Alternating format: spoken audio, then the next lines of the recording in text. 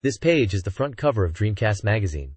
It highlights the summer issue and mentions various games that are featured inside. The main headlines focus on Red to Hero No. 1, Berserk, Shenmue, J-League Pro Soccer Club Otsukuru, Zombie Revenge, Mobile Suit Gundam Side Story 0079, Rise from the Ashes, and Martian successor Nadesico, The Mission.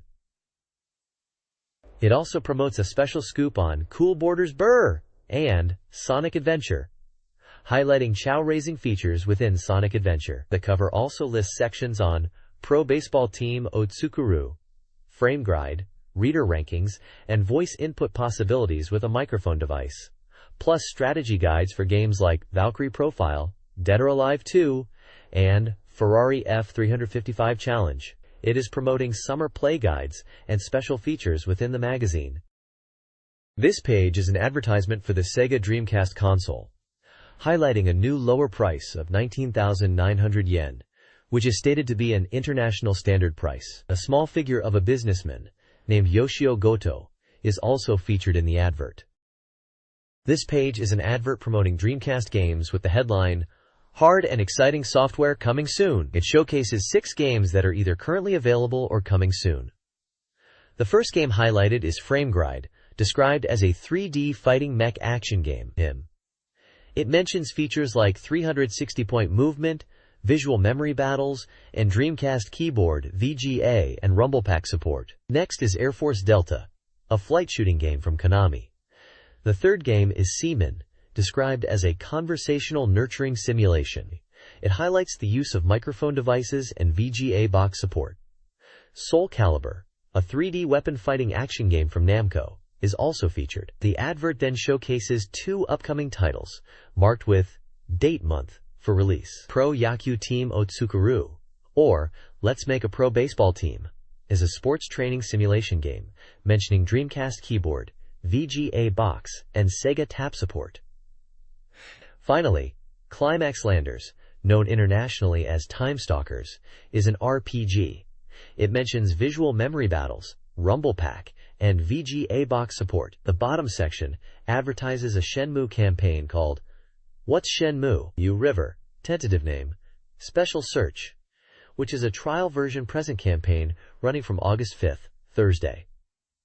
It mentions searching for U River and enjoying a completely new system, different from the main story of Shenmue. This page is an advertisement for the Soul Calibur Summer Battle 1999 tournament for the Dreamcast, presented by Sega Namco. The advert announces the event dates for both in-store tournaments from August 22nd to 29th, 1999, and the Game Show tournament on September 19th, 1999, at the Tokyo Game Show in Makuhari Messe. The advertisement features Ivy, a character from Soul Calibur. Contact information and website addresses for Sega and Namco are also provided for further details.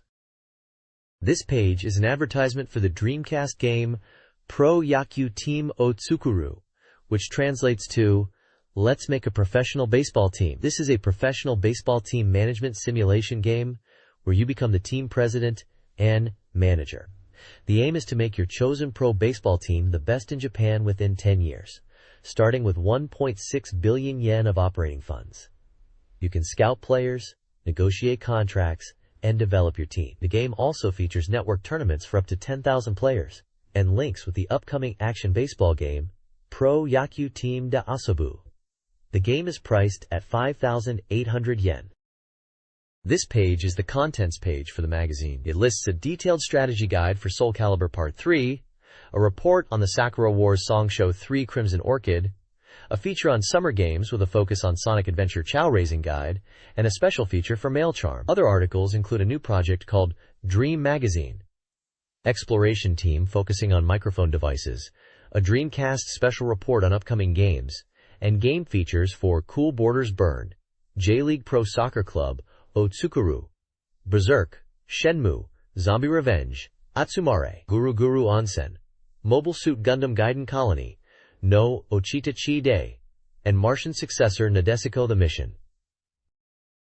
This issue highlights Dreamcast news, including announcements for Langrisser Millennium, a new entry in the Langrisser series, the Showbiz-themed super producers Mezase Showbiz Kai, and wrestling titles Shin Nippon Pro Wrestling 2 Kondensetsu 4, and Giant Graham, All Japan Pro Wrestling 2 and Nippon Budokan.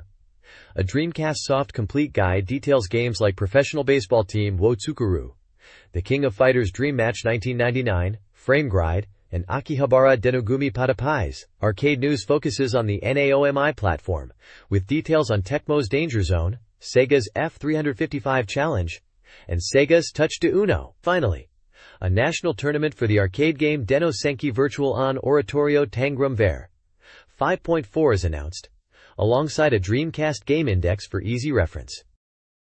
This page reports on the Sakura Wars Song Show 3 Red Lizard, which ran for 4 days in August 1999 at the Tokyo Kosei Nenkin Kaikan, with 6 performances in total. It highlights the show's success, noting the original script and music, and the overwhelmingly positive audience reception. The page features audience comments praising the dance, staging, and songs, and mentions a giveaway of show merchandise for 3 attendees. It also notes that Sachiko Chiba, the voice actress for Sakura Shinguji, attended the opening day.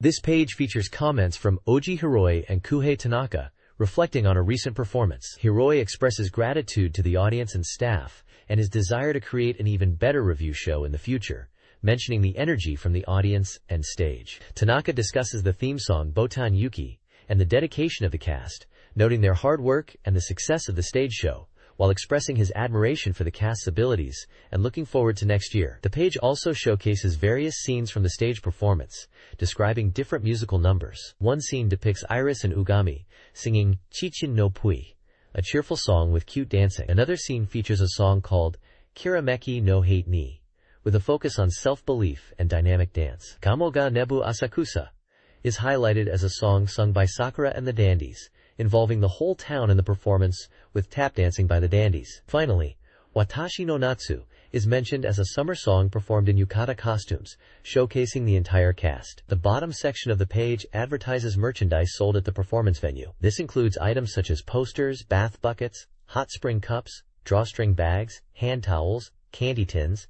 Telica card sets, pamphlets, t-shirts, a special Thousand Autumns version, t-shirt and paper fans. There's also a mention of a giveaway, where one person can win each of these items, with instructions to send a postcard to the address provided to enter.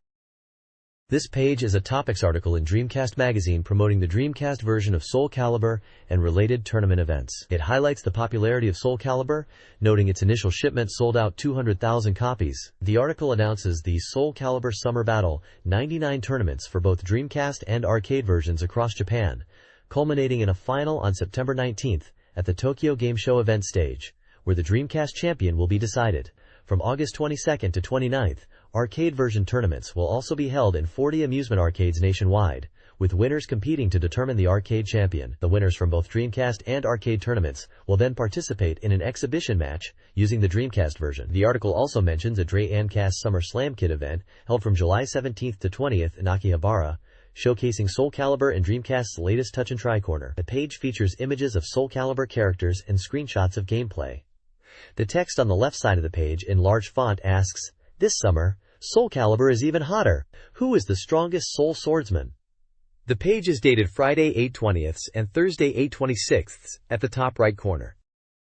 This page details the Soul Calibur Summer Battle 1999 tournaments for both the Dreamcast and arcade versions of the game. There are in-store tournaments for the Dreamcast version happening across Japan throughout August. The arcade version tournaments will be held in Sega and Namco arcades, starting from August 22nd. Winners from the store tournaments will qualify for a national tournament in Chiba on September 19th at the Tokyo Game Show venue, where they will compete against the arcade version champions in exhibition matches using the Dreamcast version. The page also mentions Sega partnering with AT&T for internet services on the Dreamcast. Finally, there is information about a Soul Calibur art exhibition held at INTI Shibuya, showcasing artwork related to the game.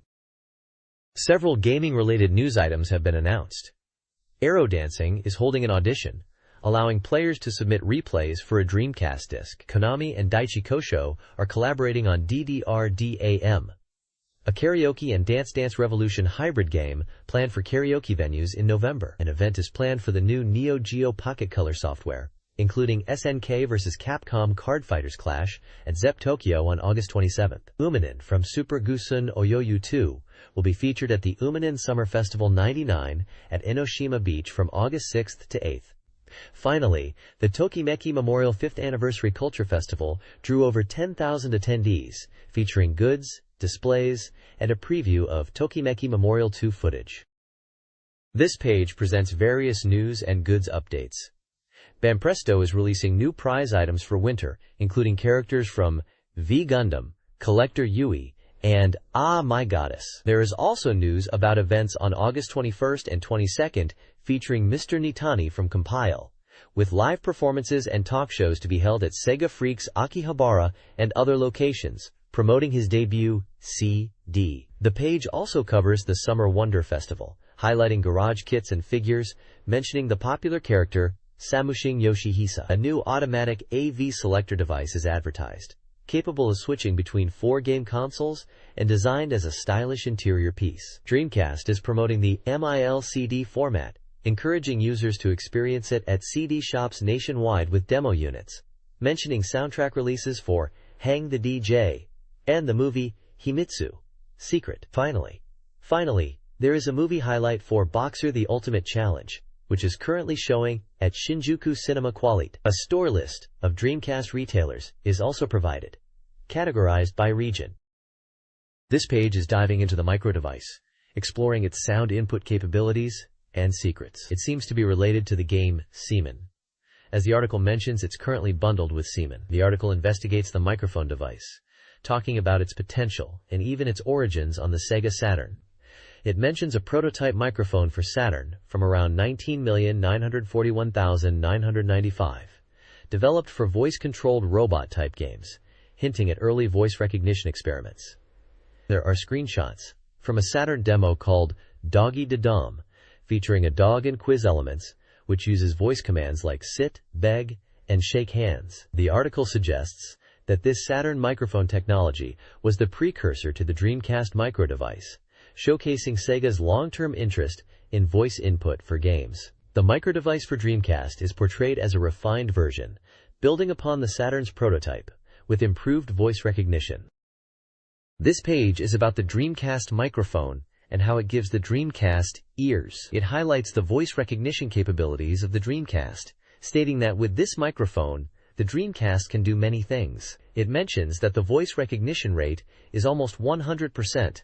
There is a sample list of voice commands used for testing, including words like start, stop, OK, cancel, yes, no, game, music, CD, and directional commands like up, down, left, right.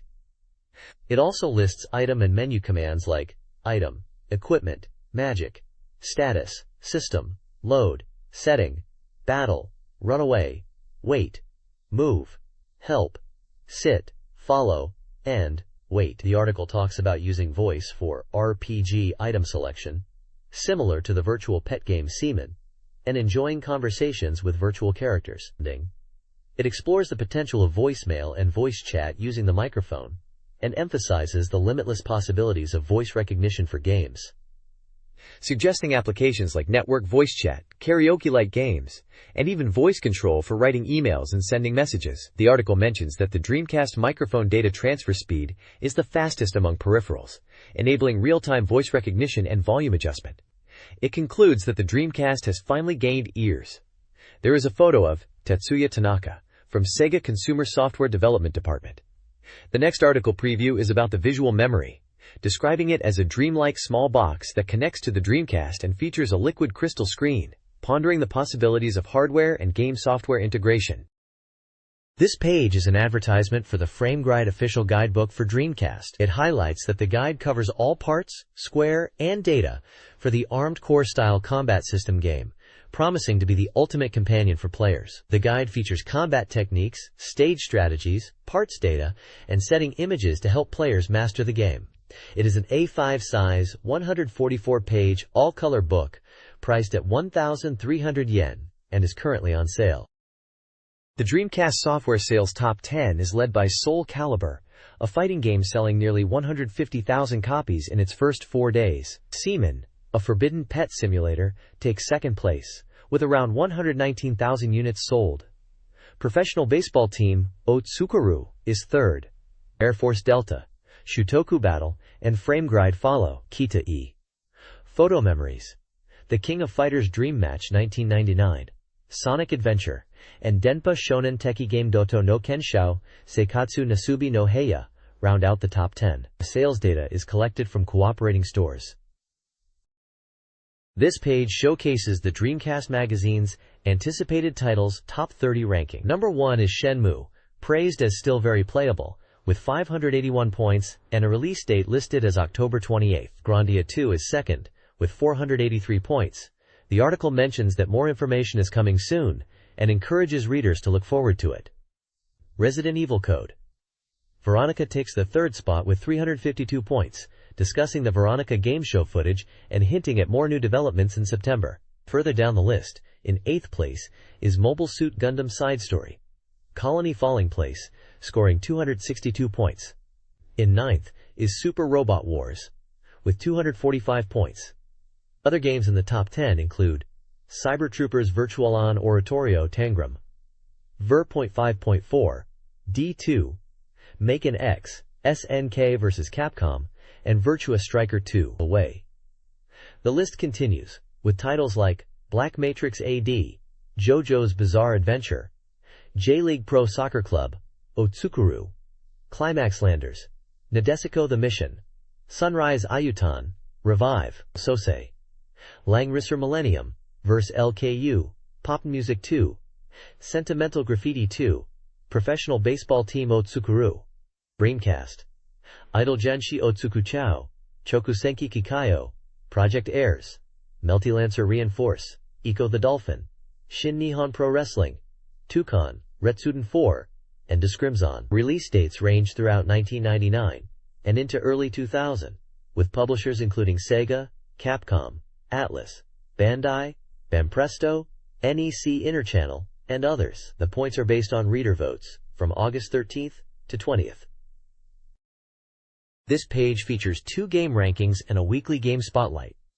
The top section presents the Reader's Choice Transfer Request Title Ranking Top 20, listing games that readers want to see ported to the Dreamcast. Dead or Alive 2 tops the list, followed by Street Fighter II, Third Strike, and Shin Megami Tensei series. Other games in the top 10 include Shining Force series, Metal Gear Solid, Tekken Tag Tournament, Daytona USA 2, and Crazy Taxi. The ranking mentions points and data related to each game.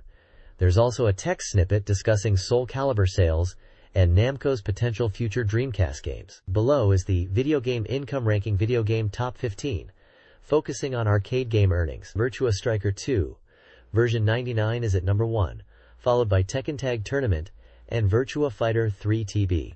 The King of Fighters 99 and Street Fighter II Third Strike also appear high on this arcade ranking. The weekly pickup section highlights a game called Touch de Uno, described as a puzzle game for NAOMI arcade hardware where players touch numbers in order. It aims to awaken the right brain and can be enjoyed by multiple players. There are also small side panels mentioning Virtua Striker 2 Ver.2000 and Goal Rush, suggesting further details or upcoming features for these games. This Dreamcast Magazine page details the upcoming software and hardware release schedule. The software section is organized by release month, from August 1999 through 2000. Key titles include Shenmue, Cool Borders Burn, various Dancing Blade titles, Climax Landers, Zombie Revenge, D2, Maken X, Speed Devils, Biohazard Code, Veronica, Sonic 3D Flicky's Island, Rayman 2, and Grandia 2. Many other games had release dates under consideration.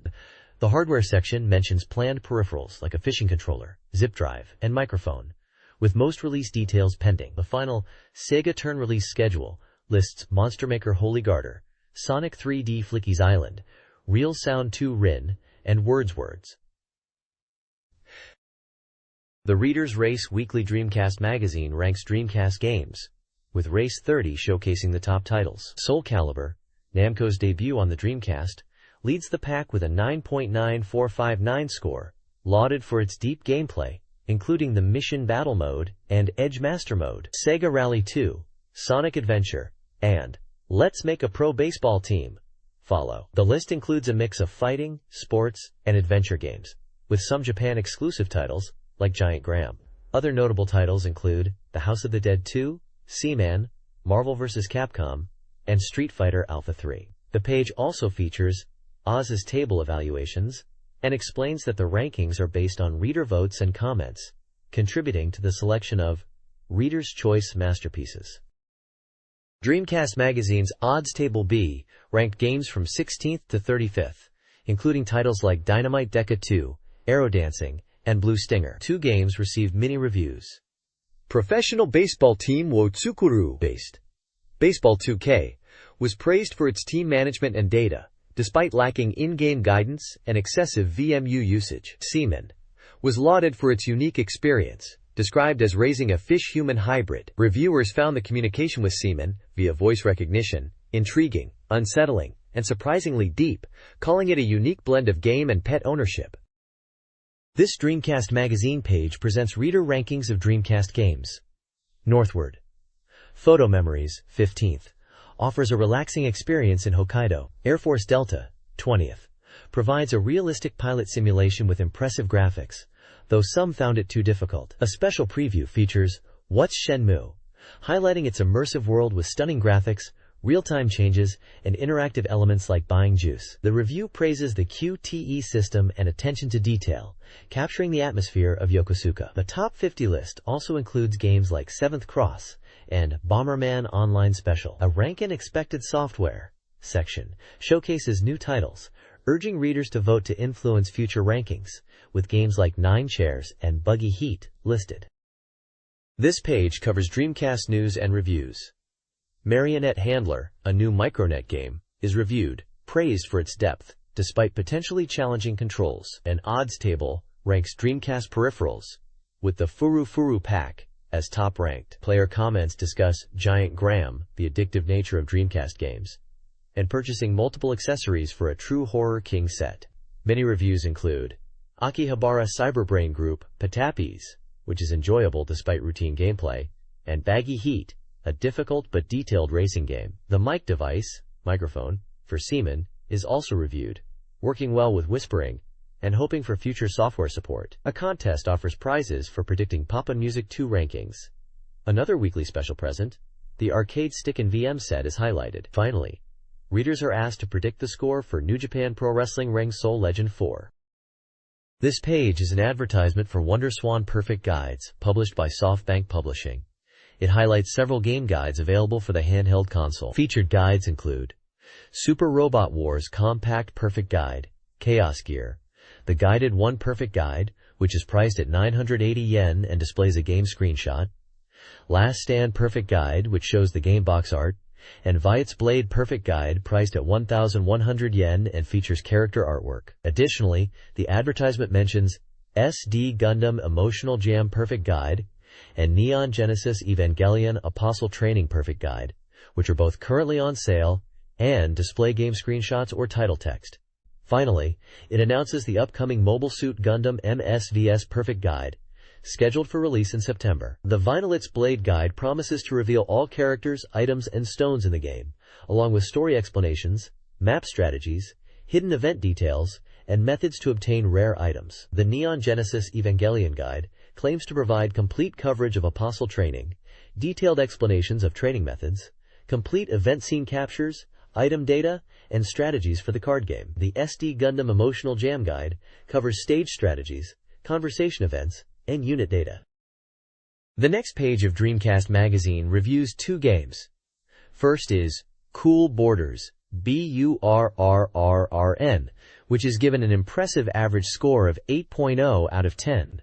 The reviewers praise the game for its exhilarating sense of speed and float, saying even those unfamiliar with snowboard games will find it enjoyable. They highlight the easy controls that allow for complex tricks, the well-designed courses that offer a sense of freedom, and the overall visual impact of the game. The reviewers include REI, Samurai, Shinano, Suge, and Isana. The second review is for Mobile Suit Gundam Side Story 0079, Rise from the Ashes, Kidu Senshi Gundam Gaiden, Colony no Ochita Chide, which gets a slightly lower score of 7.33. This game is described as a cockpit view 3D shooting game set during the One-Year War. Reviewers mention the mission-based structure and the communication elements. While praising the immersive atmosphere, one reviewer notes the frequent need to access menus during battles, which disrupts the pacing. The reviewers for this game are REI, Deguchi Okari, Samurai Shinano, and Suge. Both games are slated for release on August 26th. This page in Dreamcast Magazine features game reviews and previews, starting with a review for mobile battleship Nadesico. The Mission, a simulation adventure game set to be released on August 26th. The review highlights the beautiful graphics and faithful recreation of the anime style, emphasizing that fans of Nadesico will enjoy it. It received a score of 6.66 out of 10 from the magazine. Next is Cool Borders, BURRRRN, reviewed by a female gamer, Risa Igarashi. She describes it as a snowboarding game that's fun, especially in versus mode, and appreciates the cute character design. She mentions it's easy for beginners to enjoy, and trick mastery requires practice. Moving on to Dancing Blade, Kate ni Momotenshi, which is scheduled for release on September 2nd. This adventure game is described as having an anime-like presentation and story, where the heroine Momotenshi transforms into an angel. The review suggests it's easily enjoyable and scores it highly at 104 points. Finally, there's a preview for New Japan Pro Wrestling 2 Retsuden 4, expected in September. This pro wrestling game aims for realistic simulation, featuring various match types and a wrestler edit mode. It also mentions online features for players to create wrestling organizations and compete, scoring a high 98 points in its preview. This page promotes an unusual fishing rod-style controller, the Tsuri controller, or Soul controller, for playing Soul Calibur. The article, likely part of a series, promises to reveal secret techniques. The Soul controller allows players to perform vertical and horizontal slashes by swinging the controller, and a Soul charge move by rotating the reel and pressing buttons. Standard Dreamcast controller buttons are mapped to the Soul controller. The controller aims for an immersive experience, simulating real swordplay. Soul Calibur itself, released by Namco, is a 3D weapon-based fighting game, with a release date of August 5th, supporting up to 12 players. Gameplay screenshots and a demonstration of the controller's use are included, along with the developer, quote, emphasizing the controller's realism, including combos. This page showcases various controller options for playing Soul Calibur on Dreamcast, emphasizing unique ways to experience the game beyond the standard controller. It highlights 3 peripherals: the Popsin controller, the Racing controller, and the Dreamcast keyboard. The Popsin controller, normally used for rhythm games, is presented as a novel way to play Soul Calibur, suggesting a fresh, arcade-like feel. Button mappings are provided to translate the Popsin controller's inputs to Soul Calibur actions. The Racing controller, also from Namco, is shown as another unexpected but fun way to play Soul Calibur. It humorously notes that while racing wheels aren't typically associated with fighting games, it offers a unique control scheme, especially for movement using the wheel and guard impact with the lever. The button mappings are listed for this controller too. Finally, the Dreamcast keyboard is presented as a serious option for PC gamers accustomed to keyboard controls. It details a comprehensive keyboard mapping scheme for Soul Calibur, offering various button combinations and functions accessible through the keyboard, including simultaneous button presses for complex moves. The page is from Namco vs Development, suggesting insights directly from the game developers on these alternative control methods. It encourages players to experiment with these controllers for a different Soul Calibur experience and hints at advanced techniques being possible with these setups. The text also mentions that using a keyboard makes you look like a programmer. This page details features of the Dreamcast version of Soul Calibur, including metal models, metallic character models adapted from arcade versions. It also describes third color character unlocks, achieved through special art purchases in Mission Battle Mode, such as Sophitia, 2nd, Maxi, 3rd, Voldo, 4th, and Siegfried, available from the start, with specific aesthetic changes for each. The page also features an interview with Namco developers about the creation of Cervantes and Edgemaster for the Dreamcast. Cervantes, a completely new character, was designed with a focus on style and his dual swords. Edgemaster was created with a diverse range of weapon styles and a unique appearance. The developers discussed the challenges and effort put into refining character voices, implementing arcade elements, and maximizing the Dreamcast's hardware capabilities, drawing from the System 12 arcade board. The interview concludes with praise for the Dreamcast version's high quality. This page is all about Soul Calibur on the Dreamcast, and reveals some cool secrets and features. It highlights a fun skirt color change cheat, showing you can alter the skirt color of female characters like Sophidia and Xianghua in various modes like Mission Battle and Team Battle by pressing different button combinations during loading screens. The page details 8 color variations, from the default white to black, pink, light blue, and even a yellow-green. Next, it dives into the Mission Battle mode, showcasing a huge list of unlockable content spanning 6 categories. Clearing these missions unlocks various things, from new missions and stages to character profiles and even third-player models. For example, Mission 3 unlocks Silk Road Remains 1, Mission 5 unlocks Port of India 1, and Mission 10 unlocks Torque's Underground Maze Deadman's Path 12. Further down the list, Mission 54 unlocks Exhibition Theater, and Mission 71 unlocks Password 2, Power of Darkness. It seems like a massive single-player mode, packed with unlockables to keep you busy. Finally, it mentions the game's internet ranking mode, emphasizing it's working well. It's a time attack and survival ranking system, where you can upload your data and compete against others. It even mentions Dreamcast Network service started on July 19th, implying online play was a big deal for Soul Calibur on Dreamcast. You can register your name and compete for top rankings in Japan.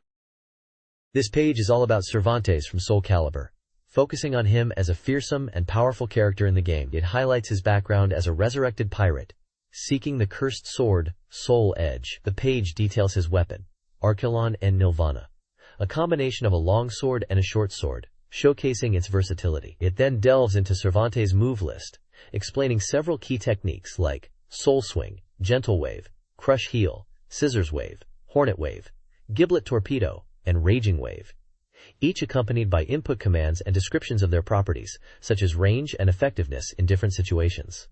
The page emphasizes that Cervantes is strong in 8 WAYRUN combat and excels at close-range fighting, offering advice on utilizing his various moves effectively. Screenshots illustrate Cervantes in action performing some of these special attacks against opponents. It's a guide to understanding Cervantes' strengths and moveset in Soul Calibur, to help players master this character. The next page is a Soul Calibur character guide specifically for Cervantes. It's titled, Cervantes Perfect Guide, and provides detailed information on how to play him effectively, focusing on aerial combos. The guide includes sections on various techniques like Cannonball Lifter, Maltan Skirmish, Full Sail Hoist, and Geo Delay, explaining their uses and button inputs. There are screenshots demonstrating these moves in action, alongside lists of basic moves, throwing techniques, and running attacks, as well as details about his winning poses. The player's voice section gives an opinion that Cervantes is a strong character due to counterattack options, but requires skill due to his slower speed. It also highlights his second color costume. The stage featured is called Aegean Sea and Coastline. This guide outlines Cervantes' combat strategies in Soul Calibur, focusing on range and skill development. Mid-range combat utilizes moves like Cannonball Lifter and Wild Storm, though these are blockable. The guide recommends stopping movement with Sheer Wave, followed by Raging Wave and Dread Wave. Close-range combat emphasizes quick attacks, and moves like Dread Clipper and Crash Heal after a hit. Cervantes' hold moves and counterattacks, including Anchor Maelstrom Kick, are also discussed. Skill improvement involves. Skill 1 focuses on close-range approach using Dart Slide and throws. Skill 2 details guard breaking using moves like Byrant Rush. Skill 3 covers hidden techniques such as Storm Generate and linking into other attacks. Skill 4 addresses responding after guard impact. A checkpoint section emphasizes anticipating opponent movements, controlling the pace, and using Sheer Wave to control movement. The guide encourages predicting and countering 8 WAYRUN movement. Clash Shukil is suggested for gaining initiative. This strategy guide focuses on the Soul Calibur characters Edgemaster and Inferno. For Edgemaster, who changes fighting styles, the guide stresses the importance of quickly identifying his weapon and stance at the start of each round, recommending that players learn the basic moves of all characters. Leap Sight Check advises players to observe stances, while confirming weapons at hand suggests using button presses, X, Y, B, to check if the weapon is difficult to identify. The guide details Edgemaster's Genbu, Keurig style, and Minazoko Hakobi techniques. For Inferno, the guide introduces techniques like Lloyd Angamolis and Ife Delta/B up pointing arrow, a table. Using special techniques lists special moves and their corresponding button inputs for several other characters. This guide provides 6 skill-up points to enhance H1 gameplay in Soul Calibur. Skill Up 1 emphasizes counter-hit recognition for maximizing damage. Skill Up 2 focuses on effective combos using Jugo Rin Enbu with guarded follow-up options. Skill Up 3 covers powerful combos, advising against using the third hit of Furozen Renbujin if it's guarded. Skill Up 4 highlights throwing techniques for disrupting opponents. Skill Up 5 focuses on pursuit attacks after Kaiten Shungeki. Skill Up 6 covers pursuit attacks using Tenrin Jin and Kyokugin Jin. Movement countermeasures involve using homing attacks like Koma Jin, Jugo Rin Enbu at range, and Uraken Shugeki for wide attacks. For opponents with strong upper attacks, Soul Charge Cancels and Kaiten Shungeki are recommended. This page is a strategy guide for Soul Calibur on Dreamcast, specifically focused on mastering the character Yoshimitsu. The guide is titled Yoshimitsu's 1-Point CPU Battle Tactics and offers advice for players to improve their Yoshimitsu skills. It presents 6 skill-up techniques to enhance gameplay, including creating a crouching stance for combos, mastering the lightning slash for follow-up attacks, effective strategies after guard impact, utilizing the ground thunderblade special move, canceling the Nagiha sunlight attack, and employing the ninja law fall for ring-outs. The guide emphasizes improving wake-up attacks and utilizes gameplay screenshots to visually illustrate the techniques being explained. It's a deep dive into advanced Yoshimitsu strategies for Soul Calibur players. This page is a strategy guide for Soul Calibur on the Dreamcast, focusing on the character Lizardman. It is titled Lizardman vs. CPU Battle 1-Point Strategy Instruction and aims to teach players how to control with Glit Draft. The guide provides 6 skill-up points for mastering Lizardman. Skill Up 1 focuses on applied combos, advising players to strike opponents' weaknesses with the second hit of a combo. Skill Up 2 emphasizes using ducking for high mobility.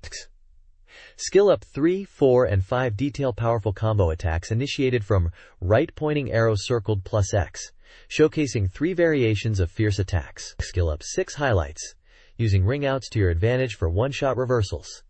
A checkpoint section advises players to overcome the habit of overly relying on easy low attacks with Lizardman, warning against being too predictable. The guide suggests that while low attacks might seem effective, relying on them too much makes your strategy easily exploitable. This page is a strategy guide for Soul Calibur on Dreamcast, focusing on the character Siegfried. It provides tips for mastering Siegfried, specifically against CPU opponents, and for advanced players. The page details 6 key skill improvements for Siegfried players, including using smooth combos, effectively utilizing throw ranges, making situational judgments after hits for pursuit attacks, advanced tactics, unique combos not found in Nightmare's moveset, and offensive strategies after guard impacts. There's also a section with staff commentary on the making of Siegfried, discussing the character's second-player model changes and color palettes from the arcade version. Screenshots illustrate gameplay examples of Siegfried in action and demonstrating the techniques being described. This guide details Rock's fighting strategy in Soul Calibur, focusing on his unique techniques. It covers 6 skill-up areas. Skill-ups 1 and 2 emphasize low attacks, like horizontal sweep kick, for ring-outs and combo setups. Skill-up 3 highlights Rock Tomahawk and follow-up attacks. Skill-up 4 focuses on counter-recovery techniques, utilizing Rock's 8, WAYRUN, and throws.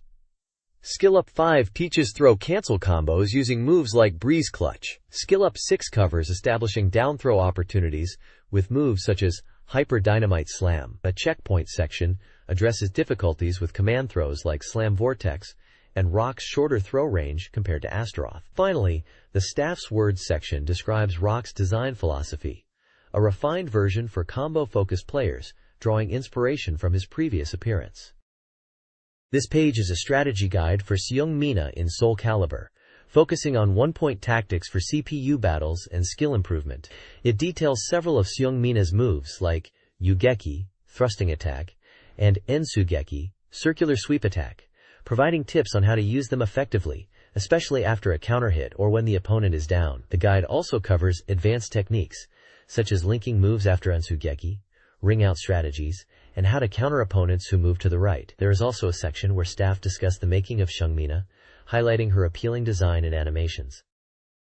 This page is a preview for Cool Borders Burn on Dreamcast, highlighted as a special Dreamcast report. The page features an image of characters riding a motorcycle with snowboards, setting the cool tone. The text emphasizes the excitement and speed of the game, stating that the demo version is impressive and the full product will be even more dynamic. Game modes are detailed, including Free Ride, where players race through courses for time and trick points, unlocking new courses by meeting conditions. Super Pipe mode focuses on half-pipe competition, aiming for high scores through tricks. Versus Game is the standard two-player versus mode with speed and trick scoring, featuring unique winning conditions like liner stasis and trick boost. The Check the New System section introduces new gameplay mechanics.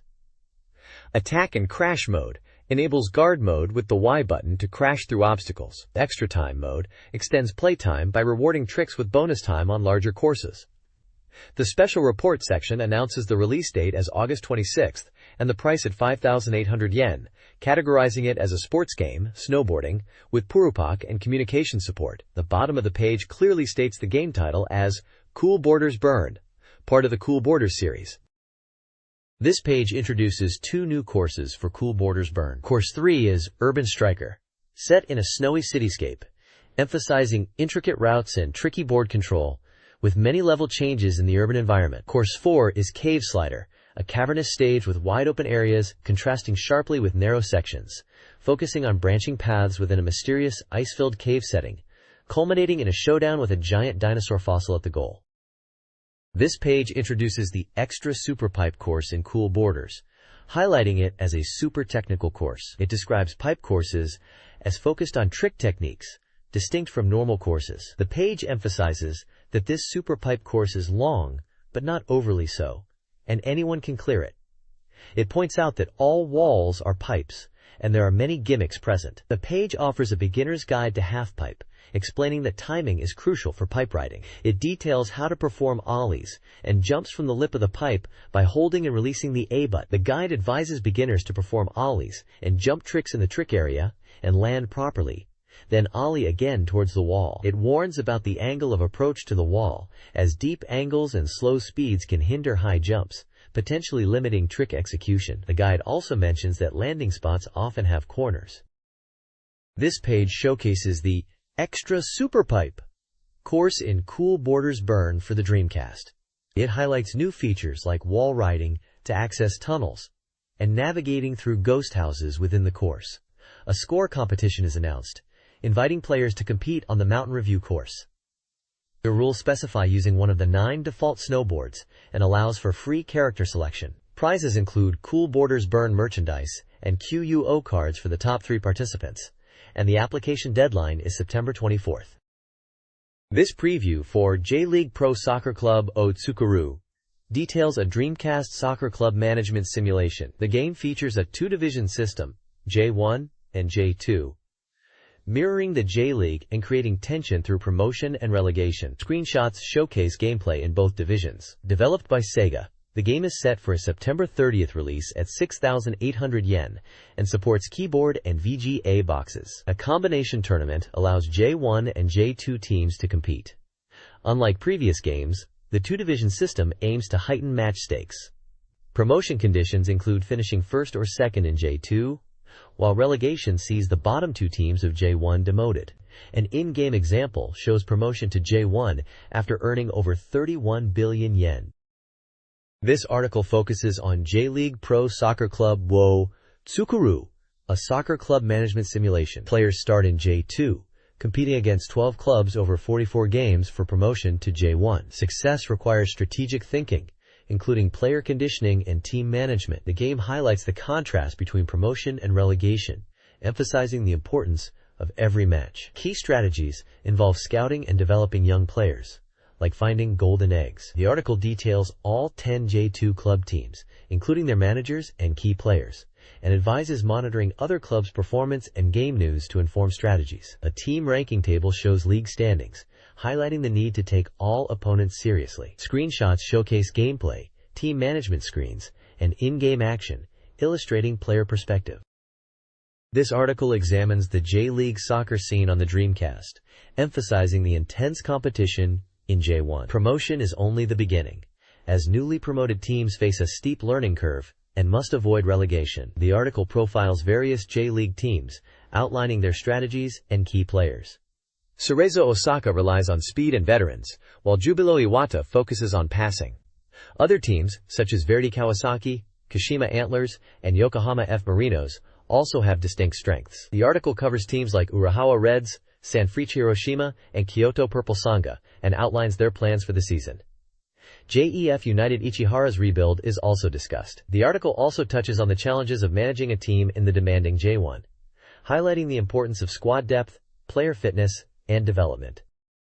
This page talks about the evolution of the hometown feature in the Dreamcast version of J-League Pro Soccer Club Otsukuru, known as Saskatsuku in Japan. Compared to the Sega Saturn version, the Dreamcast game allows for more dynamic and visually impactful town development. Player investment in areas like economy, housing, sports, and transport directly influences the appearance of the hometown. Investing in the economy leads to high-rise buildings, while environmental investment results in greener scenery. Sports investment creates sports facilities, and residential investment builds up housing areas. This development not only changes the town's look, but also impacts the team. For example, better transport can increase stadium attendance, and improved sports facilities can improve player condition. The page features screenshots showcasing different stages of town development and stadium views to illustrate these changes. The game emphasizes how player choices shape both the visual landscape and the team's environment. This page features a preview of the Dreamcast game Berserk, Band of the Hawk. The article highlights the game's intense action and faithful recreation of the Berserk manga world, with full cooperation from author Kentaro Miura. It focuses on Guts' powerful left arm and the devastating Berserk mode, emphasizing the wide range and power of his attacks. Screenshots showcase the brutal combat, with blood and enemies being blown away by Guts' sword. The game is described as a 3D action title, slated for release at the end of 1999, designed for single-player gameplay. It notes that enemies are often defeated with a single blow, due to the weapon's immense destructive power and area of effect. The next page focuses on the Dreamcast game Berserk. It showcases two-stage environments. Basement, which is described as an underground area now resembling a graveyard with ghost and skeleton enemies, and Forest, a thin forest stage populated by Mandragora enemies, noted for its narrow and winding paths that make combat challenging. The page also introduces a character named Balzac, described as a sharp-eyed old lord and ruler of the land, who is troubled by a strange disease and will become involved with Guts in the story. The next page delves into the sword-based action of Sword of the Berserk, Guts' Rage, known as Berserk Millennium Empire Arc, Chapter of the Holy Demon War in Japan. It showcases the combat system, focusing on the main weapon, the Great Sword, Dragon Slayer. The page details two main types of attacks: standard attacks with the A button, and stronger, slower B button attacks. It emphasizes the ability to combine A and B button inputs to create various combo attacks. Several combo examples are given with button combinations and descriptions, including Combo 1, Vertical Slash, a basic attack using the A button. Combo 2, Strong Attack 3-stage, A-B-B-B button combo described as powerful with a wide range, able to hit surrounding enemies. Combo 3, A-B input combination floating 2-stage, an A-B combo that launches enemies into the air for a follow-up attack. Combo 4, A-A-B input combination blow away 3-stage, an A-A-B combo that blows enemies away. Combo 5, A-A-A-B input combination slamming 4-stage, an A-A-A-B combo that finishes with a powerful downward slam. The page highlights the depth of the action patterns and encourages players to experiment with different attack combinations. It also mentions a technique where you can cancel out of certain moves into other attacks, adding another layer of complexity to the combat. This page highlights special combo techniques in the Dreamcast game Berserk. Millennium Falcon Hen Seima Senki no Sho, which was released internationally as Berserk and the Band of the Hawk. It details two combo types. Combo 1 is a basic 5-hit combo achieved by repeatedly pressing the A button. It's described as a safe and reliable attack that can be adapted by using directional buttons during the combo to change direction and attack. Combo 2 is a more advanced 6-hit combo, Float Blow Away, performed by inputting AAAAB. This combo is described as a chain of vertical, left, right, and upward slashes, culminating in a final blow that sends enemies flying. It mentions that while visually impressive and satisfying, it might be harder to land consistently on enemies launched into the air after the fifth hit. The page also introduces two enemy types. The female head parasite type is a newly revealed demonic monster, retaining some human-like features below the head. It is described as fighting purely out of instinct and being vulnerable to attack. The male abdomen parasite type is described as a larger male demon that is parasitic, possessing unique attacks like spitting tree sap and tackling while rotating. It advises players to be careful of its tentacle movements. The page suggests that these techniques and enemy information are valuable for players to master in Berserk. This special report focuses on Shenmue, emphasizing its groundbreaking realism achieved through 3D scanning technology, even featuring Yu Suzuki. The game boasts detailed facial expressions and CG models, a technology also utilized in other games like Giant Graham. The article highlights the cinematic action driven by QuickTime events, QTE, particularly a demo where players chase Yu Suzuki through city streets with branching storylines. A launch event held on August 2nd at the Ginza Underground Railway Station showcased the demo. Voice actors Masaya Matsukaze, Ryo Hazuki, and Hazuki Ishigaki, Shenhua, attended, discussing their impressions of the game's realism and immersive world. Shenmue Chapter 1, Yokosuka, is slated for release on October 28th, priced at 6,800 yen, with 3 GDROMs. Shenmue Part 2, tentative title, is also in development. Both are developed by Free. This page is a Shenmue preview, titled Mission Maniacs, provisional title. It highlights the game's QTE system, noting that even if you fail, you get up to 3 retries. The QTE system is explained as impacting the story's progression, with different outcomes based on your success in button inputs. There are screenshots showcasing various QTE scenarios, from investigating locations and conversations, to running through streets and dodging obstacles. These images show Ryo Hazuki in different situations, requiring quick reflexes. There's also a section announcing an event on August 4th in Shibuya with Kuming and Shenmue. This event is promoting Shenmue and Kuming's song, You're My Only, which is described as the summer image song for Shenmue, and this event will be held in front of Shibuya 109. Finally, there's a Captain's Diary section discussing the playable demo of Shenmue. It expresses excitement for how emotionally engaging the game is, even in the early stages, before the main character even appears. It mentions that the demo has reduced the complexity from older versions, and the writer hopes that the full game will focus on scenario and operability. They also mention that player feedback and comments are being considered, and that Shenmue is a unique title that uses Tomizawa-style direction. The writer believes the key to success lies in how much the game can move players before they even reach Hong Kong. This page is focused on the Sega Dreamcast game Zombie Revenge, an arcade action title. It is highlighted as a special report, with the game currently 30% completed. The article announces the Dreamcast port and focuses on character costumes that can change. It reveals the 2P color scheme for the main character's stick for the first time. The page shows screenshots of the 1P and 2P color variations of stick, noting that by pressing the start button during character select, costumes will change. The 2P color is described as the House of the Dead color scheme. The article notes that the atmosphere changes with the 2P color, giving off a police officer vibe, and mentions the use of dual-wielding handguns.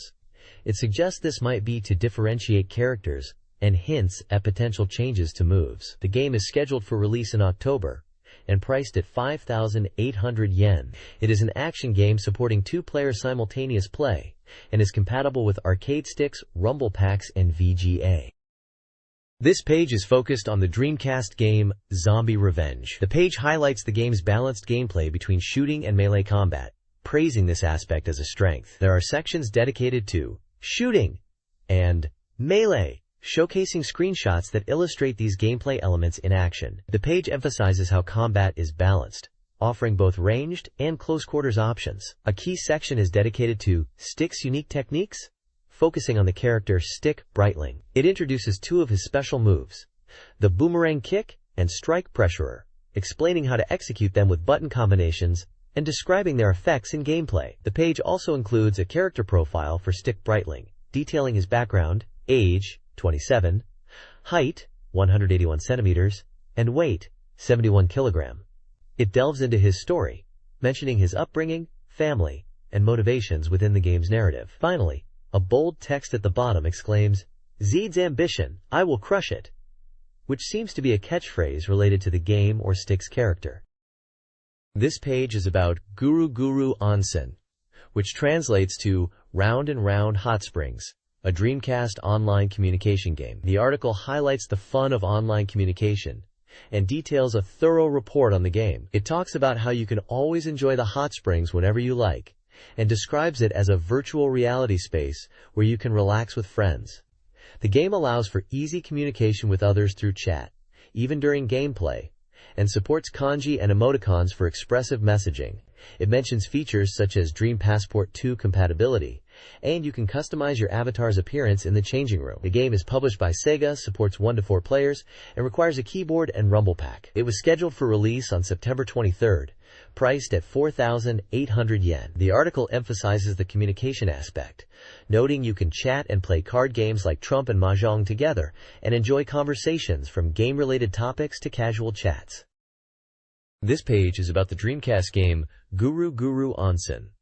It details the Net Onsen mode, which allows for national online multiplayer and chatting with other players. Players can find friends, exchange name cards, which store player data, and even raise their intimacy level with frequent players, which is shown on their name card. The chat area is described as a large public bath, where players can converse and arrange game matches. The page also covers the single-player Ordinary Onsen mode, where players can play against CPU opponents and learn the game rules. The waterway connection between areas is highlighted as a key feature, allowing seamless transition to online play from single player. The Dream Passport settings are mentioned in relation to online play. Screenshots show gameplay of card battles and chat interactions, as well as characters in the game environment. This page introduces the simple card game 7 Narabe, 7-card rummy, and highlights its unexpected excitement when played on Dreamcast. The article explains the rules of 7 Narabe, including dealing cards, playing sevens, turn order, and the use of jokers. Screenshots show the in-game interface with card layouts and player hands. It emphasizes the strategic elements and the potential for online play on Dreamcast. The article also touches upon joker handling and its significant impact on gameplay. A results table at the end summarizes a play session, indicating the writer's experience with the game and highlighting that despite efforts, they ultimately didn't win overall in the total score. This page is about the card game Napoleon and how fun it is to play online on the Dreamcast. It explains the rules of Napoleon, stating that it's a game where you bid on how many tricks you'll take and then try to achieve that goal. The page details the card dealing, how to become Napoleon, the role of the deputy, and the card strength hierarchy within the game. It also offers tips for online play, such as aggressively bidding to become Napoleon, and emphasizing that knowing who your deputy is often only revealed at the end of the game, which is part of the fun. The article highlights the strategic elements and excitement of playing Napoleon online, particularly the tension of not knowing who your allies are initially. The feature encourages players to try out online Napoleon matches. This page previews the Dreamcast game Mobile Suit Gundam Side Story 0079, Rise from the Ashes, which was released only in Japan. The game is a 3D shooting title set during the One-Year War, focusing on ground battles and the conflict against Zeon forces at the time Amuro Ray was fighting in space. Screenshots show in-game cockpit views, mobile suit action, and a communication system called BICS System. The game was released on August 26th for 6,800 yen and supports single-player mode, VGA output, rumble packs, and communication features. The page highlights the game's immersive experience of ground battles not depicted in the main anime series and its detailed approach to the Gundam universe. It emphasizes the anticipation for the Dreamcast version and the planned opening movie. This page is a game preview page from a Japanese magazine detailing gameplay system changes and story for a new Dreamcast Gundam title, which is a side story set in Australia. The game, referred to as Mobile Suit Gundam Gaiden, is set 10 months after the tragedy of the colony drop in Sydney. The page highlights gameplay differences from previous Gundam games, focusing on a more simulator-like experience. Lock-on now requires aiming the targeting reticle and pressing the B button, unlike previous games where lock-on was automatic to the nearest enemy. Close combat transitions automatically when the distance closes after locking on, and melee attacks are simplified. New actions for the Dreamcast version include the Shield Guard, which protects against attacks, with 2 shield types available. Another new action is Sniper Scope activation with the Y button, allowing for zoomed-in sniping, with scope zoom adjustable by the LR triggers. Lastly, crouching action replaces the backdash from previous games, activated by pressing the directional button down twice, changing the combat approach for players familiar with prior titles. This page introduces Mobile Suit Gundam Gaiden, Colony no Ochita Chide, which translates to Mobile Suit Gundam Side Story 0079, Rise from the Ashes, a game for the Dreamcast. It details that you command the MS Squad, White Dingo, across 9 stages and missions focused on supporting anti-insurgency operations. The game emphasizes checking your in-game mailbox for messages and news. Key highlights of the Dreamcast version are its 3D stages featuring diverse environments from cities to mountains, encouraging strategic play and positioning. Players will face massive targets like the Gawu assault mothership and the land battleship Girop, showcasing the Dreamcast's graphical capabilities. Team-based combat is also featured, allowing players to issue 4 commands: search, attack, move, and defend to allied units for strategic advantages. The page also highlights mecha and weapon customization to suit different combat styles, noting weapon changes are limited to gym-type mecha. It details 3 main weapons: the rapid-fire 100mm machine gun, the powerful rocket launcher, and the high-damage test beam rifle, which is only available in Stage 3. This document summarizes 3 missions from the Dreamcast game Mobile Suit Gundam Side Story, Columns of Ruin. Mission 1, First Battle, in Rainbow Valley, UC0079.11.23, tasks players with destroying enemy defenses.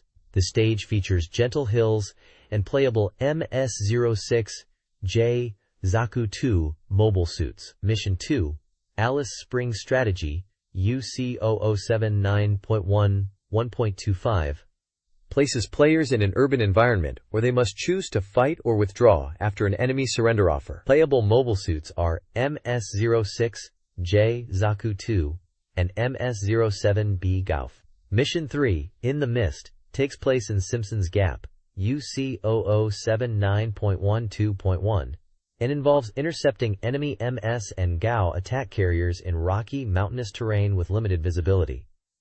Playable mobile suits are MS-06S Zaku 2 S-Type and MS-06J Zaku 2. Each mission overview includes environmental descriptions and recommended tactics. This page highlights missions 4, 5, and 6 of the Dreamcast game Mobile Suit Gundam Side Story 0079 Rise from the Ashes. Mission 4, titled Behind the Rear Guard, is set at Carrington Mining Base on December 18, UC0079. Players are tasked with defending retreating allies from Zeon forces using Zaku Cannon and Gauf mobile suits. The stage is characterized by pipe structures and iron frames, demanding careful combat in complex terrain. Mission 5, Anticipate Buried Earth, takes place in the Adelaide Coastal Reef area on December 23, UC0079. The mission involves combat in a ruined city environment, including a baseball field, against Zeon forces, while using aquatic mobile suits like the GOG. The stage features colony wreckage and waterways that impact movement. Mission 6, Pursuit Astalos Sample, is located near Broken Hill on December 25, UC0079. Players are tasked with pursuing the biological weapon Astalos Sample and facing DOM mobile suits in a barren, windy landscape. The stage is described as wide open with dust clouds and the presence of Gallop-class hovercraft. The featured mobile suits in these missions include Zaku Cannon, Gauf, Zaku 2, GOG, and DOM. Screenshots display in-game cockpit perspectives and mobile suit action. This page focuses on the Dreamcast game Mobile Suit Gundam Side Story 0079 Rise from the Ashes and its online capabilities using the Dream Passport system. This online service offers various features such as news updates, community forums, special campaigns, downloadable content, user questionnaires, ranking systems, and collections of related website links. The Dingo Three Brothers are introduced as the welcoming characters for the Internet portal. An interview with the producer discusses the game's development, emphasizing graphical enhancements and the ambition to create something special for the Dreamcast. A special disc is announced, offering a versus white-based team simulator mode featuring classic mobile suits like Gundam, Gun Cannon, and Gun Tank, scheduled for release in November. The game will also include an original trading card featuring White Dingo Team's Gym as a bonus item inside the package. This page is a preview for Martian successor Nadesico, The Mission, on Dreamcast, a simulation adventure game published by Kadokawa Shoten ESP and scheduled for release on August 26th, priced at 6,800 yen. It supports one-player and VGA. Scoop 1 highlights the Nadesico C, an upgraded version of the Nadesico B, emphasizing its enhanced one-man operation system and sensor capabilities, thanks to the Omoikane system. The game's story focuses on the latter half of the narrative, where the Nadesico C makes its appearance, depicting a scene where Ruri and others encounter enemy attacks while heading to the moondock in the shuttle. Scoop 2 focuses on Misumaru Eureka, the original captain of the Nadesico. The opening movie shows a scene of her yawning after retirement. In this game, she seems to be working in the Space Forces as an operator in some capacity, despite being known as the captain in the TV series. The article mentions that the game utilizes Dreamcast's high performance to deliver real-time full-polygon battle scenes, and is overseen by Mr. Tatsuo Sato, who directed both the TV series and the movie. The story is presented as a new chapter in the Nadesico saga, set after the Nadesico leaves the Nurgle Heavy Industries moondock, heading towards Mars or Jupiter. The Martian successors are mentioned as the antagonists, questioning their goals. Players will take on the role of captain, leading the independent Nadesico unit, and occasionally piloting Estebalis units, striving for peace in the solar system. This page offers an in-depth introduction to the three game modes of the Dreamcast title, Mobile Battleship Nadesico. It clarifies that the game consists of Adventure Mode and Simulation Mode, but Simulation Mode is further divided into two modes, Operation Map Mode and Battle Map Mode. The Operation Map Mode is where you navigate the Nadesico to its next destination within a space environment filled with enemies. Random battles can occur, and using the phase transition engine is crucial, consuming energy. The battle map mode is story-driven, leading to event battles. Before battles, briefings take place, and during battle, you choose action commands for your units. A commander mode allows for automated actions there.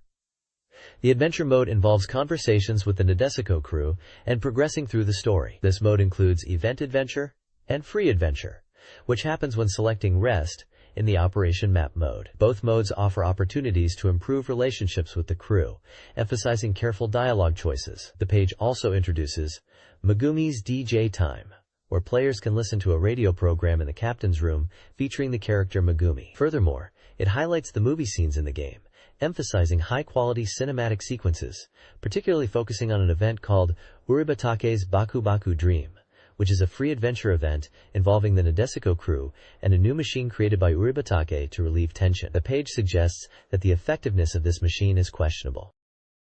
This page is about the Dreamcast game Nadesico, The Mission. It starts with a story recap. Explaining the game's premise is about fighting the remnants of the successors of Mars. The Narugal moondock is highlighted as a key location, built by Narugal Heavy Industries, using advanced technology from Martian ruins. Mission 5 is about defending the moondock, emphasizing the need to eliminate all enemies. Mission 6 introduces ground battles as a new challenge. The page also introduces a powerful Jupiter weapon called Majin, highlighting its devastating attacks. There's a section featuring Sharon from the Crimson Group, hinting at secret deals, and a free adventure mode starring Hikaru, focusing on her overcoming a slump through player choices and dialogue. The gameplay involves strategic action controlling Estebalis units. The Hisago Plan terminal colonies, Kotoshiro and Uzume, serve as relay points to Mars. While Uzume was lost in battle, Kotoshiro survived. Mission 7, Rescue Goat, challenges players to find and rescue Goat Hori from the Nadesico, requiring them to navigate enemy encounters with Katombi and Sekitori units. Mission 8, Mysterious Red Nocturne Sky, involves the Nadesico's arrival at Kotoshiro, where players battle Martian successors and face the high-mobility Nocturne Sky units. The pilot's identity is hinted at, raising questions. The game also features the Nurgle chairman's involvement and Uribatake's Baku Baku Dream System, impacting relationships and story through player choices. Game walkthroughs begin in the next issue, with hints of future character appearances for Eureka, Megumi, and Ines. The page concludes with an invitation to experience the full story. This page is focused on the upcoming Dreamcast version of Rent a Hero Returns. It highlights that the Dreamcast version is anticipated to be officially recognized. The page thanks 239 people who sent in postcards.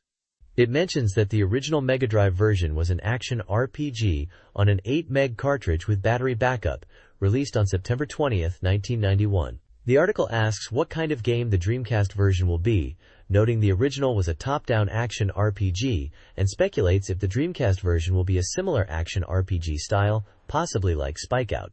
It also discusses the story, mentioning the unique scenario and B-grade jokes of the original, and questions the story for the Dreamcast version. A screenshot shows in-game dialogue with a code and location name, illustrating the game's style. Finally, it talks about the development staff, mentioning Okamurashi as the leader of the MD version team, who also worked on Virtua Fighter 2 for Saturn, Izumizaki and Komishima for graphics on Virtua Fighter 3, and Kawasensei for the scenario. It questions if these staff members will be involved in the Dreamcast version. Photos of Okamurashi and Kawasensei are included. This page is an advertisement for Pro Yaku Team Otsukuru, known internationally as Let's Make a Professional Baseball Team. This Dreamcast game focuses on baseball team management and is highlighting its groundbreaking online network battles, allowing up to a massive 10,000 teams to compete. The advert emphasizes the player's role as both manager and team president in creating their dream baseball team.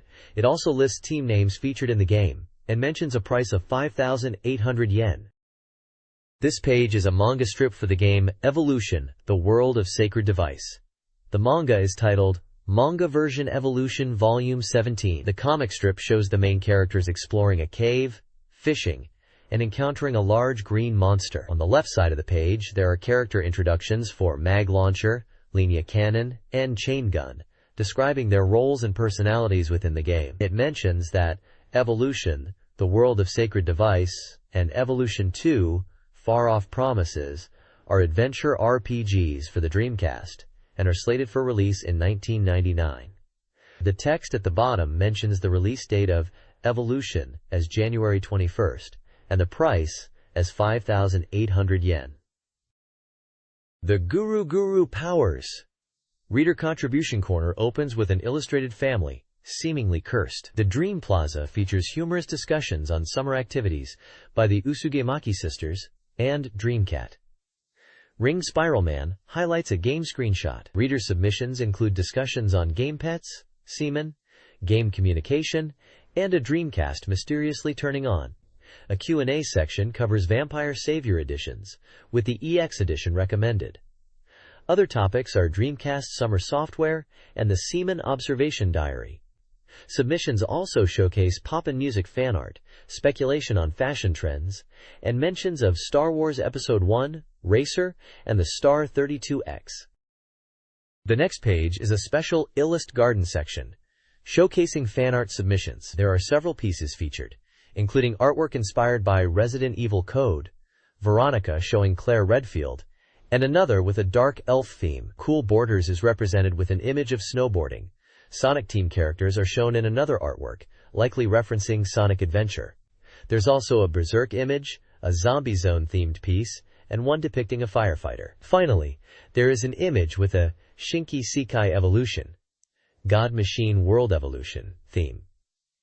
Each piece includes a comment and the artist's prefecture and name. Station. It seems to be a collection of fan-created illustrations based on various game themes and concepts.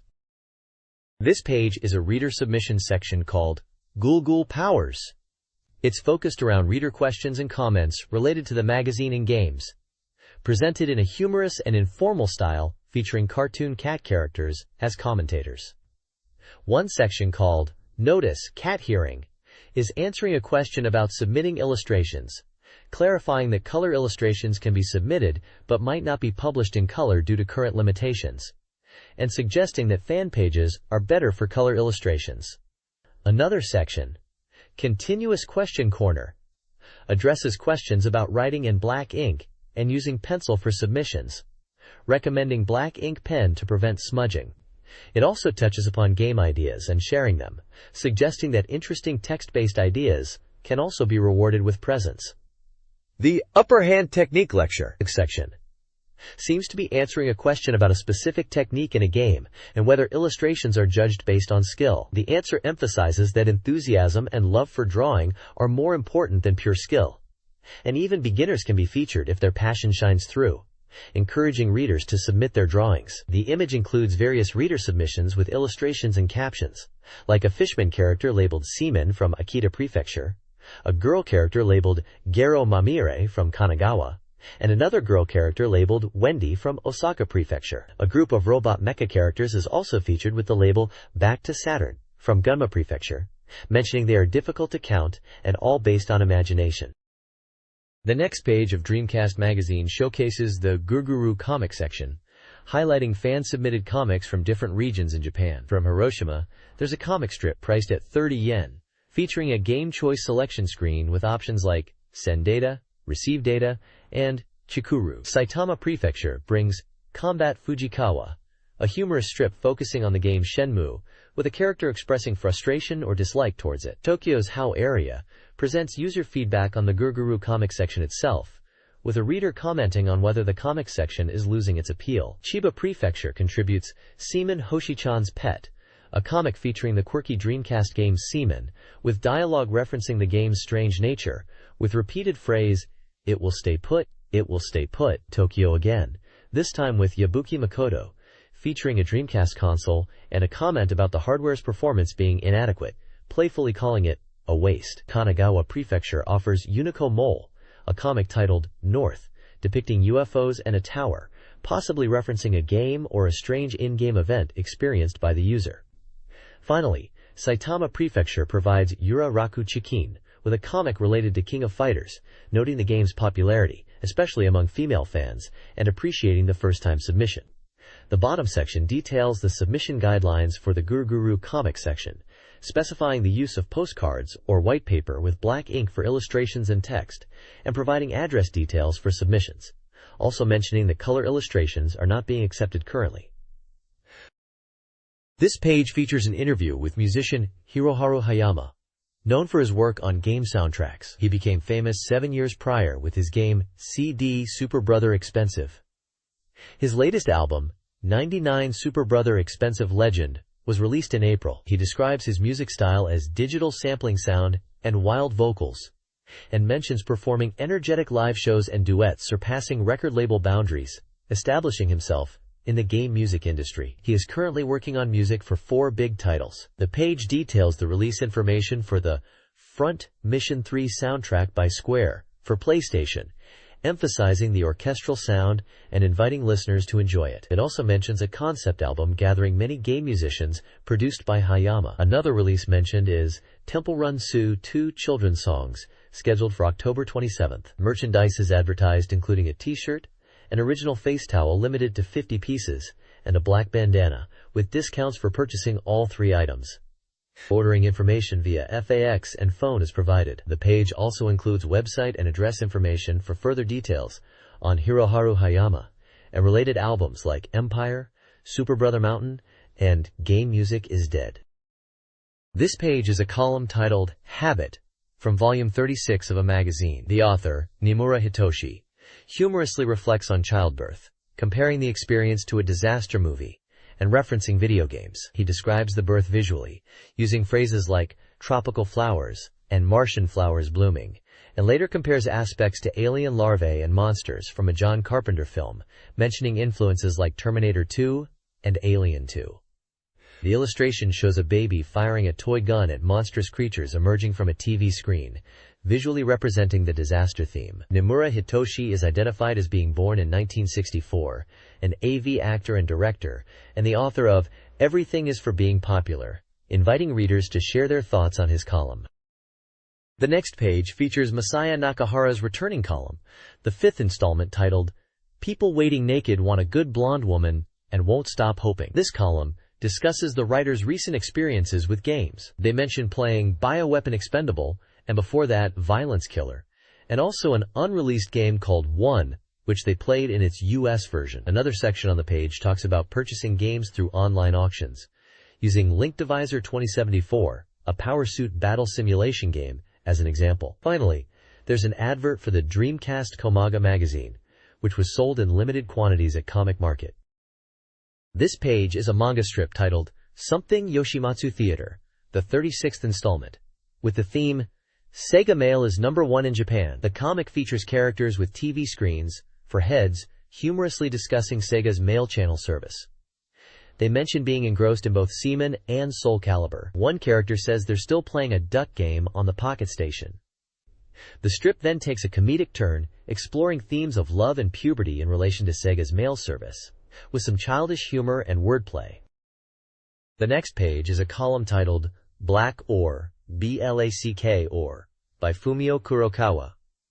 This week's topic is Aibo and RoboCop. Kurokawa discusses buying a DVD player at a convenience store and being surprised by the affordable price. This leads into a discussion about the movie RoboCop and its robot design, noting it was a topic of conversation when it was released in 1987. The column delves into the concept of robots, mentioning the Honda Robot project from 1986, the focus on bipedal movement, and how this contrasts with the fictional robot ED-209 from RoboCop. The column also mentions Sony's robot dog AIBO, which was available for pre-order online and sold out quickly, highlighting the public's interest in robots. Bill Gates is even mentioned as wanting to purchase an AIBO. The column ends by stating that this topic will be continued in the next issue, and invites readers to send in their opinions and feedback. There is also a profile of Fumio Kurokawa, stating he was born in 1960 and has worked in music and film, joining Sega AM2 to work on VF series promotions. He is currently involved in software promotions at Marv. A small section titled Kurokawa Fumio's Recent Situation mentions feeling uncertain about the game market. This page is an anime preview section titled Anime Check It. It highlights the new TV anime Shin Hakkenden, a space fantasy based on The Hakkenden and set across 8 planets.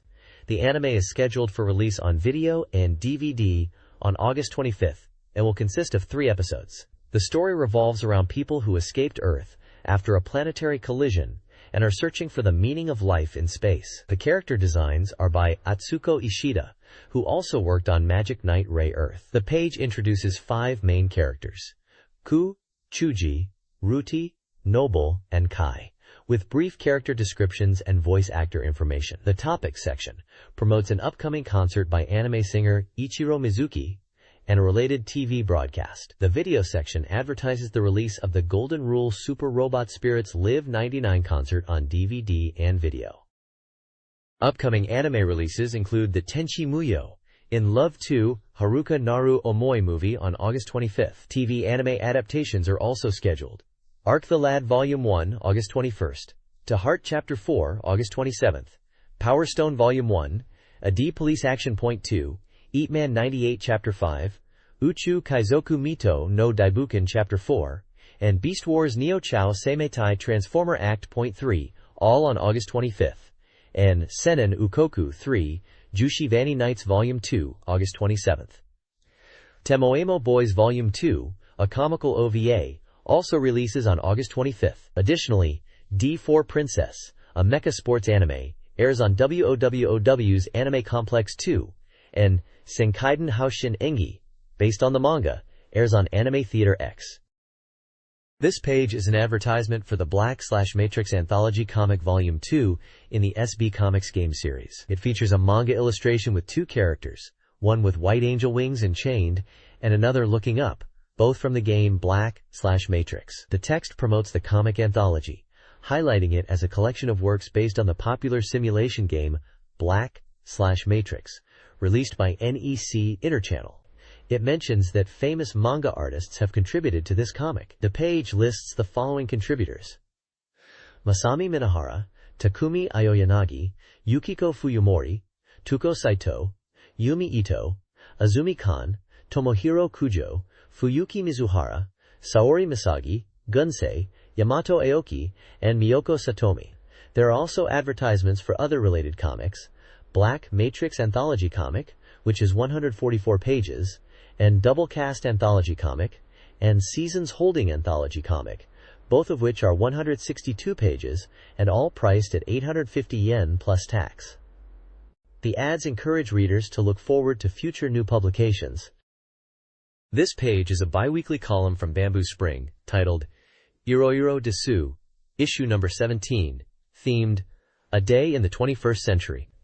It's a comic strip format, where characters discuss their expectations of the 21st century versus the reality. The comic starts with a person mistaking a sparrow for a hummingbird and taking a photo. It then moves to discussing how the 21st century, which is only a year and a half away, isn't quite as futuristic as they imagined. They mention expectations of bases on Mars and nuclear fusion reactors, expressing disappointment that these haven't materialized as expected. They humorously discuss the idea of a world government and being able to talk to dolphins, comparing it to the reality of ongoing world conflicts. The page also depicts imagined futuristic technologies, like two-legged walking robots, robot pets, driverless cars, NEC megadiscs, and mobile phones that can send images. The overall tone is lighthearted and reflective, pondering the gap between futuristic dreams and current reality as the 21st century approaches.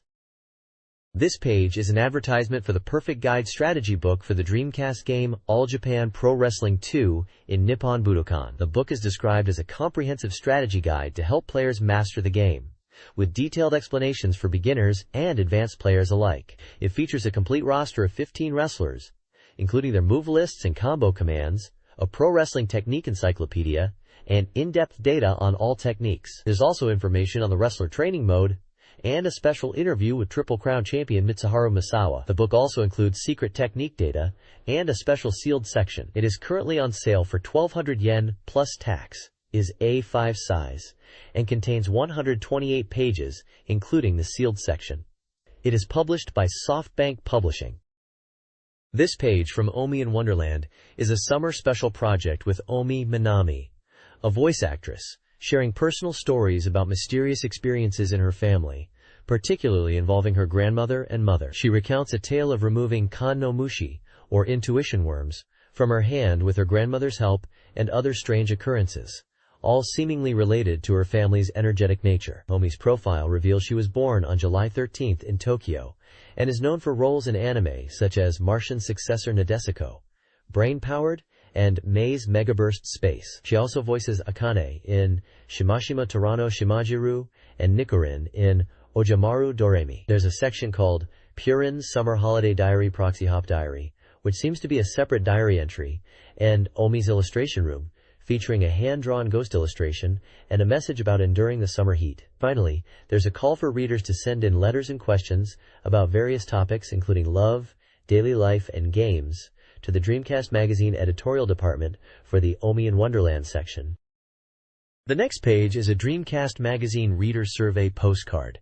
It includes instructions on how to fill it out, with examples of good and bad answer styles. The survey questions cover topics such as gender, age, occupation, favorite magazines read, and opinions on the current issue's cover design. There are lists of Dreamcast and other hardware options, including Dreamcast itself, visual memory, arcade stick, racing controller, Dreamcast keyboard, mouse, microphone, zip drive, Super Famicom, Nintendo 64, PlayStation, Sega Saturn, Mega Drive, and Wonder Mega. A list of Dreamcast software titles is also included. The page also lists articles featured in the current issue of the magazine, covering a variety of games and topics, such as Sakura Wars, Weekly News, Dream Machine, Dreamcast Reader's Race, Soul Calibur, Cool Borders, ESPIONAGENTS, F1, MSR, D2 no Shokutaku, Super Producers, and various other articles and features. This page is a contents page for the Dreamcast Magazine, highlighting upcoming articles in the magazine. The top section, Dreamcast Hot Information, lists articles for Langrisser Millennium, Super Producers Aiming for the Entertainment World, New Japan Pro Wrestling, Toukan Retsuden 4, Phantom Moon Knight, and Rainbow Angel. The bottom section, Dreamcast Soft Complete Guide, lists articles for Let's Make a Professional Baseball Team, The King of Fighters, Dream Match 1999, Frame Gride, Giant Graham, All Japan Pro Wrestling 2 in Nippon Budokan, and Akihabara Cyber Group Pada Pies. The page features anime-style artwork, This page focuses on Langrisser Millennium, a simulation RPG, scheduled for release in autumn 1999 from Messiah. The game is described as having a grand scale, involving a continent-wide conflict. It introduces 6 key characters who will appear early in the story, assisting the player. Screenshots showcase in-game dialogue between characters named Cyprin and Izazel, and another scene showing gameplay. The game is currently 80% complete, with the price yet to be decided. The publisher, Messiah, notes that commercials related to the movies Revolutionary Girl Utena and Cardcaptor Sakura are being aired in cinemas, and also mentions TV commercials for Virtual On and Akihabara Electric Brain Group being broadcast from the 21st of the month. The page ends with the phrase, "This Life, Lord's Ambition," and copyright information for 1999 NCS Santa and character design by Satoshi Urushihara. This page introduces the characters from the upcoming Dreamcast title, Seventh, The Seventh Element. It showcases 6 main characters who will be companions on the battlefield. First is Artem Crane, a wise and loyal retainer to Severum since the era of the previous king, deeply respected for his sense of duty. Next is Grady Sinha, a fearless female warrior from the beastfolk tribe of Fenrau, known for her boldness and powerful strikes. Then Mao Xin is introduced as a brilliant military strategist serving Seimram, always ready with cunning plans and tactics. Israel Abdark is a devout mercenary serving the Mizra church directly under Lumati, described as quiet, patient, and deeply devoted to the teachings of Lumati. Achi Nakaruha is a charming young noblewoman from Vidaln who, despite her delicate appearance, is prepared to fight for Saryun, wielding both sword and shield. Lastly, Saran Digedo is a mercenary hired by the commercial nation of Shin, a skilled swordsman known for his easygoing nature and ability to talk to his lord, Nibidi, as an equal, reflecting his exceptional sword skills. Each character's affiliation to a specific lord or faction is also mentioned. Lunatic Dawn Odyssey Osmium, a Japan-exclusive Dreamcast RPG, allows players to choose from 5 protagonists, each starting in a unique country with distinct characteristics. The game begins with 2D images transitioning into 3D event scenes. The playable countries and their protagonists are Seram, Taj, a new king; Vidern, Salyu, a king facing opposition; Chin, Ne, inheriting leadership; Fenra, Masariva, facing threats; and Misla Church, Rumati, a popular leader.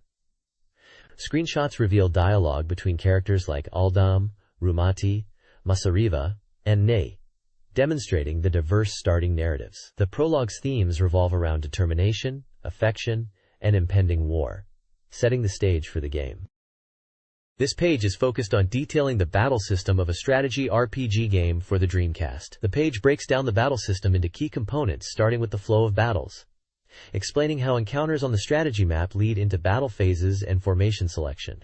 It then discusses formations themselves, describing how players arrange their units at the start of combat, with different formations like decoy, hard shield, and power balance shown, indicating strategic choices in unit placement. The attack and divine skills section clarifies that combat is automatic, but special divine skills can be activated. The section titled Lord's First Battle talks about early events in the game, where the player, as the Lord, engages in initial battles, emphasizing that these are crucial starting points. Finally, About Warlords introduces the concept of diverse unit types, showcasing examples like a winged man, dragon, fishman, and giant, and mentions that parties can have up to 4 units, and that collecting more warlords increases the nation's overall strength. The page uses screenshots to illustrate these points, displaying battle scenes, formation setup screens, and character information windows like that of Seren Tiered, a Royal Guard type character, showing level, stats, and skills. The page promotes the depth and strategic elements of the game's battle system.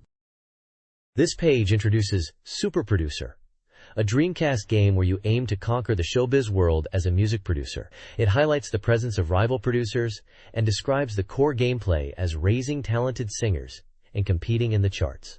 The page features character profiles of rival producers: Raiko, a 32-year-old female ballad producer; Someya Hajime, a 48-year-old male enka producer; and Boss Kelly, a 55-year-old male reggae producer. Each profile provides details about their background and personality. The game is 60% complete, scheduled for release in November, priced at 6,800 yen, and will feature network and internet compatibility. A developer comment mentions that programming is mostly finished, with simulation tuning in progress, suggesting network features will be a core element. A screenshot shows a producer ranking screen.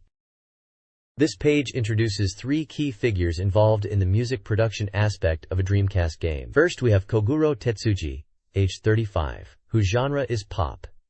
And he says, "Everyone, why don't you understand my sound? Even in this unbelievable world, surely everyone will realize it someday." Then there's Kita Takeshi, 32 years old, whose genres are pop and rock, stating, "I don't really care about trends in the world." Finally, Tachibana Susumu, aged 30, with no listed genre, exclaims, "Ah, ayadada, those who don't understand are in trouble, you know." The page highlights the concept of raising singers and becoming number one, and mentions rivals to defeat before network battles. It seems to be a game where you train singers to reach the top, potentially involving network battles with rivals. The text discusses how hit charts will be connected to internet rankings and Dreamcast-specific local charts, suggesting online and offline ranking systems for producers. It also mentions the producer's balance setting will become crucial for ranking, and that each producer's profile will showcase their battle prowess. The game appears to focus on developing singers across 10 genres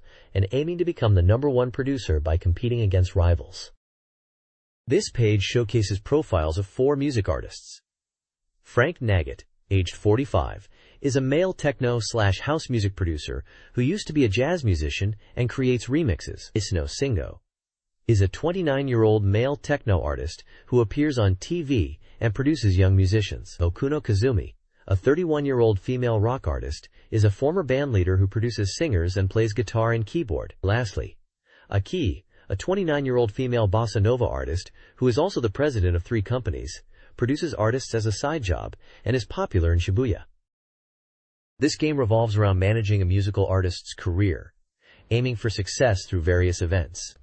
Players navigate events like live performances, karaoke hits, and CD sellouts, with success depending on strategic song selection, performance management, and timing. As popularity grows, artists secure interviews, TV appearances, and commercial tie-ups, boosting recognition and sales. Larger-scale events include tours, song festivals, and prestigious record awards. Ultimately, the goal is to achieve milestones like million-seller status, gold disc awards, and national honors. The game simulates a career path from local performances to national stardom, challenging players to manage their artist effectively to reach the top.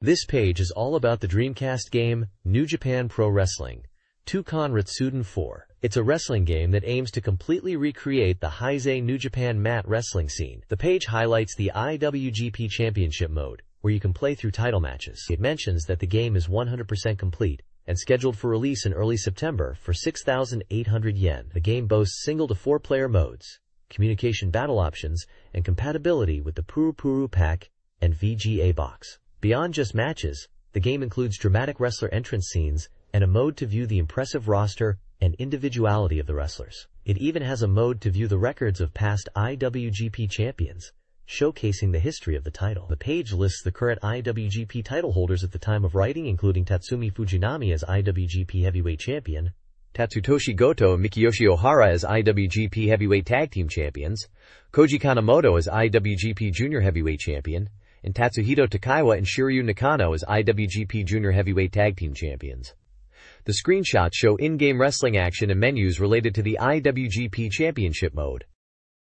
The next page details the series match mode in a Dreamcast Pro Wrestling game, recreating New Japan Pro Wrestling's annual tournaments. It showcases the prestigious G1 Climax Heavyweight Tournament, listing the wrestlers competing in A and B blocks. The SG Tag League for heavyweight tag teams is also featured, with examples of participating teams. The page then introduces the best of the Super Junior and Super Junior Tag League for junior heavyweight wrestlers. Beyond the series modes, you can play exhibition matches including battle royals and elimination matches. Lastly, the Challenge the Burning Spirits mode is presented, offering a survival gauntlet of matches. This page focuses on the wrestling game Tukan Retsuden 4, showcasing several of its key features. Firstly, the Edit mode is highlighted, allowing players to design their own original wrestlers with customizable appearances, techniques, and combinations. You can even use these creations in modes like the G1 Climax. The page also introduces online team battles, where players can form groups and compete against each other online, aiming for top rankings and team flags. There's a spotlight on a Dreamcast Magazine original wrestler called Sakurako Sanjo, and teases a potential change in her wrestling style. Finally, the page promotes a unique player directory mode that lets you hear real voice messages from wrestlers featured in the game, including Tatsumi Fujinami, Masahiro Chono, Kazuo Yamazaki, Keiji Muto, Power Warrior, and Kendo Kashin.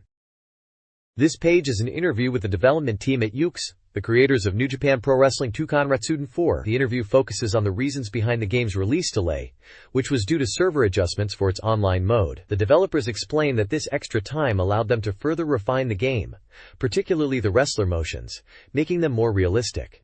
Project director Hirofumi Marino discusses the improvements in wrestler animations due to the extra development time. Planner Kensaku Masuda mentions the enhanced edit wrestler mode, allowing for detailed customization. Takashi Hashimoto's, responsible for system aspects, highlights the communication features enabling users to share their created wrestlers and compete in online matches. The interview emphasizes that the server adjustments were crucial for realizing the game's online functionality, which is a key feature of 2 Konratsuden 4. It also mentions that the game aims to offer a unique experience beyond just playing within the GDROM, allowing players to create and share data, enhancing replayability. The page concludes with a statement from the publisher 2ME, expressing excitement about the game's communication battles and its future potential, emphasizing the improved quality of 2 Konratsuden 4 and the anticipation for its release. A screenshot from the game shows in-ring wrestling action. This page introduces the adventure game Maboroshi Tsukiyo, Phantasmagoria of Moonlight Night, set to be released on September 23rd for 5,800 yen. Developed by Puru Puru Pack, the game is compatible with VM and VGA. The page details the story, featuring 2 heroines working part-time at a flower shop. Asami is described as cheerful and energetic, while Sanae is presented as a mature and calm older woman, highlighting the contrast between them as they spend the summer together. The game's narrative revolves around the protagonist, who is living alone while his parents are away for work, and seeks warmth and connection. He finds this in his part-time job and the relationships he builds with Asami and Sanae. The page also advertises a summer special present campaign where 10 readers can win an experience version of the game and a promotional poster set. To enter, readers are asked to send in a postcard with their address, name, age, profession, and comments about Maboroshi Tsukiyo, or impressions of the magazine article. This page previews story details for the Dreamcast game Sentimental Graffiti 2. The page is divided into sections focusing on the characters Asami and Hayame, outlining story events between June 28th and August 1st. The initial section, covering June 28th to July 16th, describes the common storyline shared by both Asami and Hayame. It sets up the relationship between the protagonist and Hayame, who becomes a part of his daily life, causing some initial confusion. Asami, on the other hand, is depicted as actively and openly showing her feelings for the protagonist. The Asami arc, detailed for July 25th to August 1st, focuses on Asami's birthday. The story involves the protagonist taking Asami to see a performance by another character, Riho. Despite viewing Riho as a rival, Asami genuinely supports her and even makes her a handmade charm. After the show, their friends tease them about being on a date, but Asami suggests a real date would be even more romantic. The Hayame arc, spanning July 22nd to August 1st, explores Hayame's hidden worries. It's revealed that Hayame is troubled by an arranged marriage proposal. To help her relax, the protagonist takes Hayame to a place called Natural Country. Hayame's initial resistance to the arranged marriage and the exhaustion from dealing with it are highlighted. Asami also notices Hayame's distress. Hayame considers whether she can avoid the marriage if the protagonist doesn't encourage it, leaving the protagonist in a state of indecision. This page is focused on a preview for the Dreamcast game Rainbow Angel, still in development at 35% completion. It's a training simulation RPG where you guide 7 sisters to fight witches. The game is being developed by Japan Corporation and will feature VM Link functionality. The preview highlights polygon graphics showcasing the Dreamcast's power. You play as the protagonist Soleil, mentored by a teacher, and you must train the 7 sisters: Rune, Alice, Melguea, Jupitel, Irat, Norse, and face the witch, Muir. The battle scenes are shown to be in polygon graphics and use deformed chibi-style characters in 3D environments, fighting against larger enemies. The battles range from direct attacks to special moves, and feature both human-sized and giant bosses. This page is an advertisement for the SoftBank Publishing Strategy Guide Campaign 99, which ran from August to September of 1999. By collecting application tickets from the covers of strategy guides, you could enter to win prizes. The prizes included a WonderSwan handheld console, a GameSpot two-way bag, Neoranga trading cards, and QUO cards worth 500 yen. The eligible strategy guides for this campaign were for games such as SD Gundam G, Generation Zero, and Soul Calibur. This page is an advertisement for the Dreamcast game Professional Baseball Team, Let's Make a Team, also known as Pro Yaku Team o Tsukuru. This sports training simulation game from Sega was already on sale from August 5th at a price of 5,800 yen. The page highlights that the game supports network play, keyboard, and VGA box. It features comments from the development staff, including the planner Yoshiaki Kitagawa, and programmers Ku Shiraita and Eiji Horita, revealing their passion for baseball and offering insights into player development and game strategy. They talk about the excitement of team building and network tournaments. One developer recommends players Yoshitake and Shibahara from the Dai Hawks, and expresses hope for the Dai Hawks team's success in real-world professional baseball, mentioning their current top position in the league. This page is an introduction to the Dreamcast game Let's Make a Professional Baseball Team. It features interviews with 4 of the development staff. Takahashi Ryoji, the designer, recommends playing in Kintetsu when you get tired of playing as giants, and mentions specific players. Nakagawa Teruhiko, the sound designer, recommends Giants outfielder players and suggests enjoying the game by feeling like you are actually directing the team. Umaba Hitoshi, the planner, recommends Chiba Latte Marines and pitcher Naruse, suggesting players to nurture. Amiwa Mari, also sound, recommends Rakuten Golden Eagles and pitcher Iwasaki, highlighting the enjoyment of training players and network play with up to 10,000 players nationwide. The developers emphasize enjoying team building, player development, and strategic gameplay. This page delves into expert insights for success in Let's Make a Professional Baseball Team, a baseball management simulation game exclusive to Japan. The page features interviews with designer Sato Katsuhiko and programmer Murayama Ken, offering tips for player development and team strategy. Sato emphasizes the importance of camp training to identify player strengths and weaknesses early on, recommending focusing on chance hitting and pinch hitting skills during camp. He also suggests using the camp to evaluate player potential and decide on position changes or new skills. Murayama discusses match strategy, highlighting the significance of winning games and maintaining team morale. He stresses the need to use substitutions effectively and to motivate players, particularly if they are demotivated by consecutive losses. He touches on the reset function within the game, suggesting it can be used strategically in counts. Screenshots illustrate in-game scenarios related to training and match situations. The page offers advice from the developers on how to build a strong team and achieve victory within the game, highlighting key aspects like camp training efficiency and in-game match management. This page offers gameplay tips for Yakyutsuk.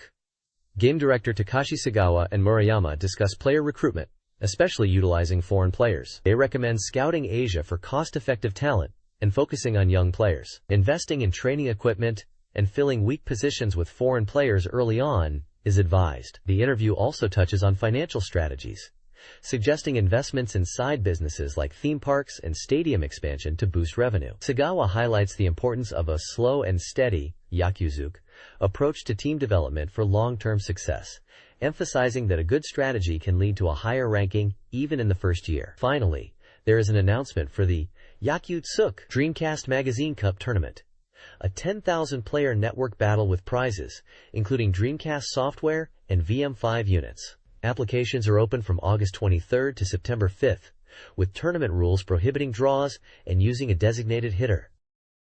This page is a strategy guide focused on player trading within a baseball game, suggesting effective trade tactics. It highlights a list of desirable young players under 30 years old, categorized by their in-game teams: Baystars, Dragons, Tigers, Giants, Blue Wave, Lions, Fighters, Swallows, and Carp. For each player, details include age, batting arm, fielding position, and special notes on their strengths and skills to aid player selection for trades.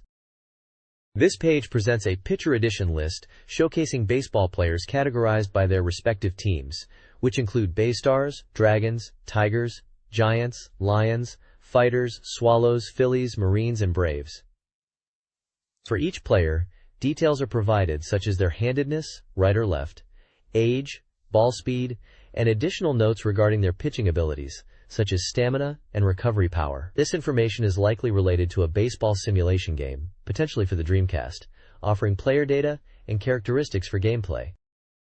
This page is about character-specific strategies in King of Fighters Dream Match 1999, focusing on counters and special moves. It explains the definition and effectiveness of counters, stating that counters occur when you hit an opponent during specific motions, and this applies to special moves, special kill moves, super special kill moves, and in Power Max mode, normal moves and dash attacks. Counter hits increase damage and allow for follow-up attacks. The page also details special moves, explaining their different types and how they can be used effectively, including canceling normal moves into special moves for combos, and changing move properties by canceling normal moves into different types of special moves.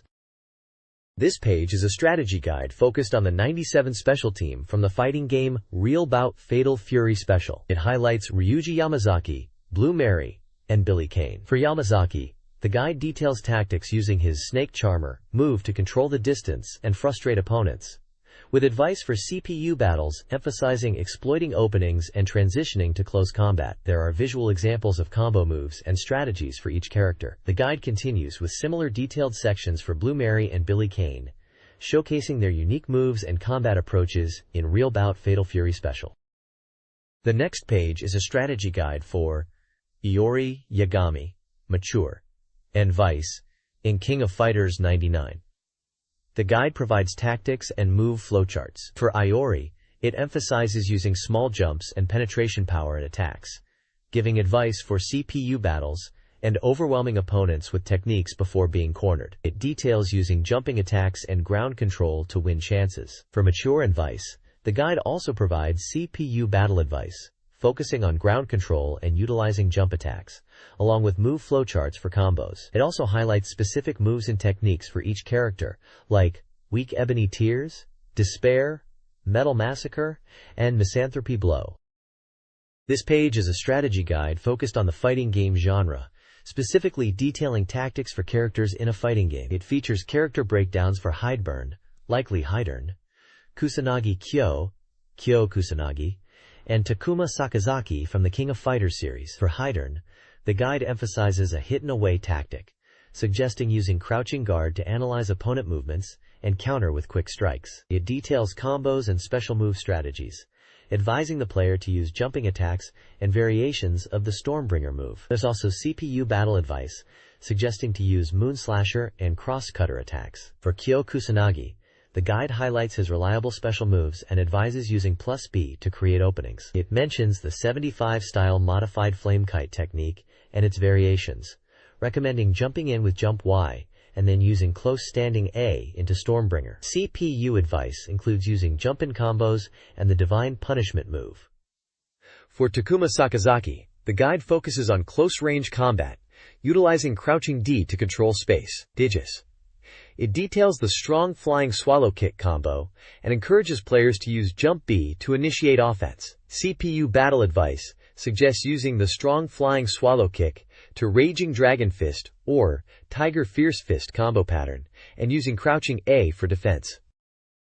This page is a strategy guide for the Dreamcast game Frame Gride. It focuses on aerial combat tactics and how to float or lift opponents into the air to gain an advantage. The guide highlights several techniques for achieving this, including Gungnir Charge, described as a floating technique that is easy to incorporate after an opening. Mid-Air Slash, a technique used after floating an opponent, executed with a jump and quick slash. Sword Magic, a fire-based attack from Answerer that is useful for floating opponents. Bomb, a ground-type bomb attack that can also float opponents. Squia, a Squia attack which can also lift enemies into the air. Punch, a punch attack from a heavy machine that can float opponents. The guide explains that floating an opponent prevents them from guarding or taking any action unless they successfully execute a reversal.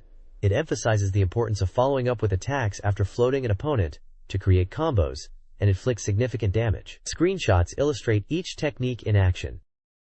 The next page in the magazine delves into special parts for customizing mecha in a game, likely frame guide. These parts, unlike standard ones, offer unique abilities not reflected in the usual stats. For head parts, the light Ridge Golget offers a wide lock-on range, while the heavy Lundin knife provides a stronger, faster, and wider lock-on capability. Arm parts include the light Plume Vambrace, which recovers a small amount of FP, function points, likely energy, upon a successful punch, though it's noted to be not very reliable. The heavy arm part, Whole Power On, recovers arm damage when punching, but has lower base performance. For body parts, the light Demung Scale converts damage to FP, and offers abilities like attack nullification and energy absorption, but is considered less effective than described and difficult to use due to low EN recovery, except for the Kelnet leather variant. The heavy body part, Anchor Blade, focuses on jump actions, allowing jump and jump attack cancels and increasing fall speed. Finally, for leg parts, the light Altena Skirt enables dash attacks with sword attacks, effective for side assaults, while the heavy scale Tacit recovers FP simply by walking, but not during dashes. The page highlights that while these special parts sound powerful, their actual effectiveness may be limited and should be carefully considered. This page is a strategy guide for the Dreamcast game Giant Graham 2, All Japan Pro Wrestling 2 in Nippon Budokan. The guide focuses on mastering grappling techniques to dominate opponents in the game's arcade mode. It emphasizes aggressive play and exploiting openings in the opponent's defense. The page details techniques for throws and reversals, breaking down different positions like front, side, and back positions, and how to execute throws and counterattacks effectively from each. The guide also mentions how to transition from joint locks to throws, and emphasizes the importance of recognizing and seizing opportunities for attack. Screenshots illustrate various wrestling moves and gameplay scenarios within the ring.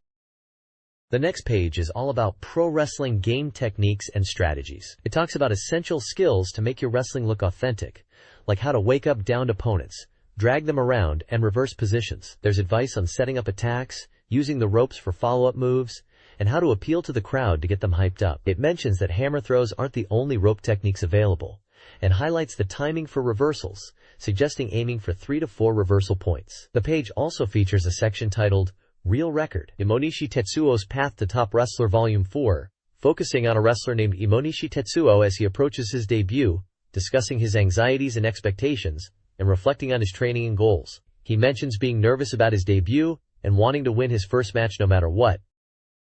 This page is an interview with professional wrestler Jun Akiyama, titled Successors of the Royal Road. It's the 5th installment in a series of interviews. The interview delves into Akiyama's wrestling career and influences. He mentions that he admired Jumbo Tsuruta and liked his clean suplexes. Akiyama also discusses how he started wrestling, initially being involved in amateur wrestling and considering the Olympics. He explains that he learned the jumping knee attack directly from Tsuruta himself, who patiently taught him the technique in detail. Akiyama reflects on his first experience receiving wrestling moves from Tsuruta, noting that even with his amateur wrestling background, he was easily taken down, and realized the immense difference in strength and skill. The interview highlights Akiyama's respect for Tsuruta and the impact he had on his wrestling style. This page focuses on professional wrestler Jun Akiyama and strategy for the game Giant Graham. In an interview, Akiyama discusses his rivals, notably mentioning Kobashi, but emphasizes looking upwards and aiming higher. He states he doesn't fear death in the ring, but dislikes injuries, even small ones like broken bones, and is unfazed by blood. He also discusses his wrestling style, aiming to be unpredictable and showing different facets of his abilities. He believes pro wrestling should be enjoyable and incorporate diverse wrestling styles. The page details wrestling strategy in Giant Graham, breaking down a match into phases. Early game. Utilize personal actions and beautiful throws to control the pace and exploit opponent weaknesses. Mid-game. Transition to chain grappling techniques like jumping knee drops and elbows to maintain momentum and wear down the opponent. Endgame. Capitalize on accumulated damage, aiming for decisive suplexes and finishing moves like the Exploder. Tag team matches. Focus on double-team moves, teamwork, and quick changes to overwhelm opponents. The strategy guide includes screenshots of in-game wrestling moves, with annotations explaining the tactics. The page ends by highlighting Kobashi's signature move, the Burning Lariat, as a powerful finishing technique. This page is dedicated to Akihabara de Nogumi Patapais, a friendship simulation game for the Dreamcast. It reveals all event appearance conditions for the 53 characters in the game. The page explains that you might not see all events in one playthrough, emphasizing the importance of these conditions. It also features an interview with Tsukasa Kotobuki, the character designer and comic artist, discussing the game's characters, origins, and feelings about bringing the anime world to a game format. The page details the relationship between your Patai and Zozomu's Patai and Romaro, explaining that the goal of the game is to collect 500 hearts within half a year while interacting with Zozomu and Romaro. It also provides gameplay advice, such as using the Patari tool item to progress smoothly and manage your schedule effectively. The Table of Views section explains how to read the event condition table, noting E indicates an event occurrence and M indicates a mail arrival. Another section encourages players to use Gangan items. The page also describes the shop manager shop and heart checks with the shop manager to understand your relationship with them. The interview with Tsukasa Kotobuki discusses the unique feeling of creating a game with many male characters and the difference between working on anime and games, emphasizing the challenge of representing the original anime and comic characters faithfully within the game world. This guide details character relationship events in dating simulation games. It categorizes characters into speed and light types. Speed characters like Haruna Sugitani, diet-focused events, and Satoshi Nakamoto, energetic events, are featured.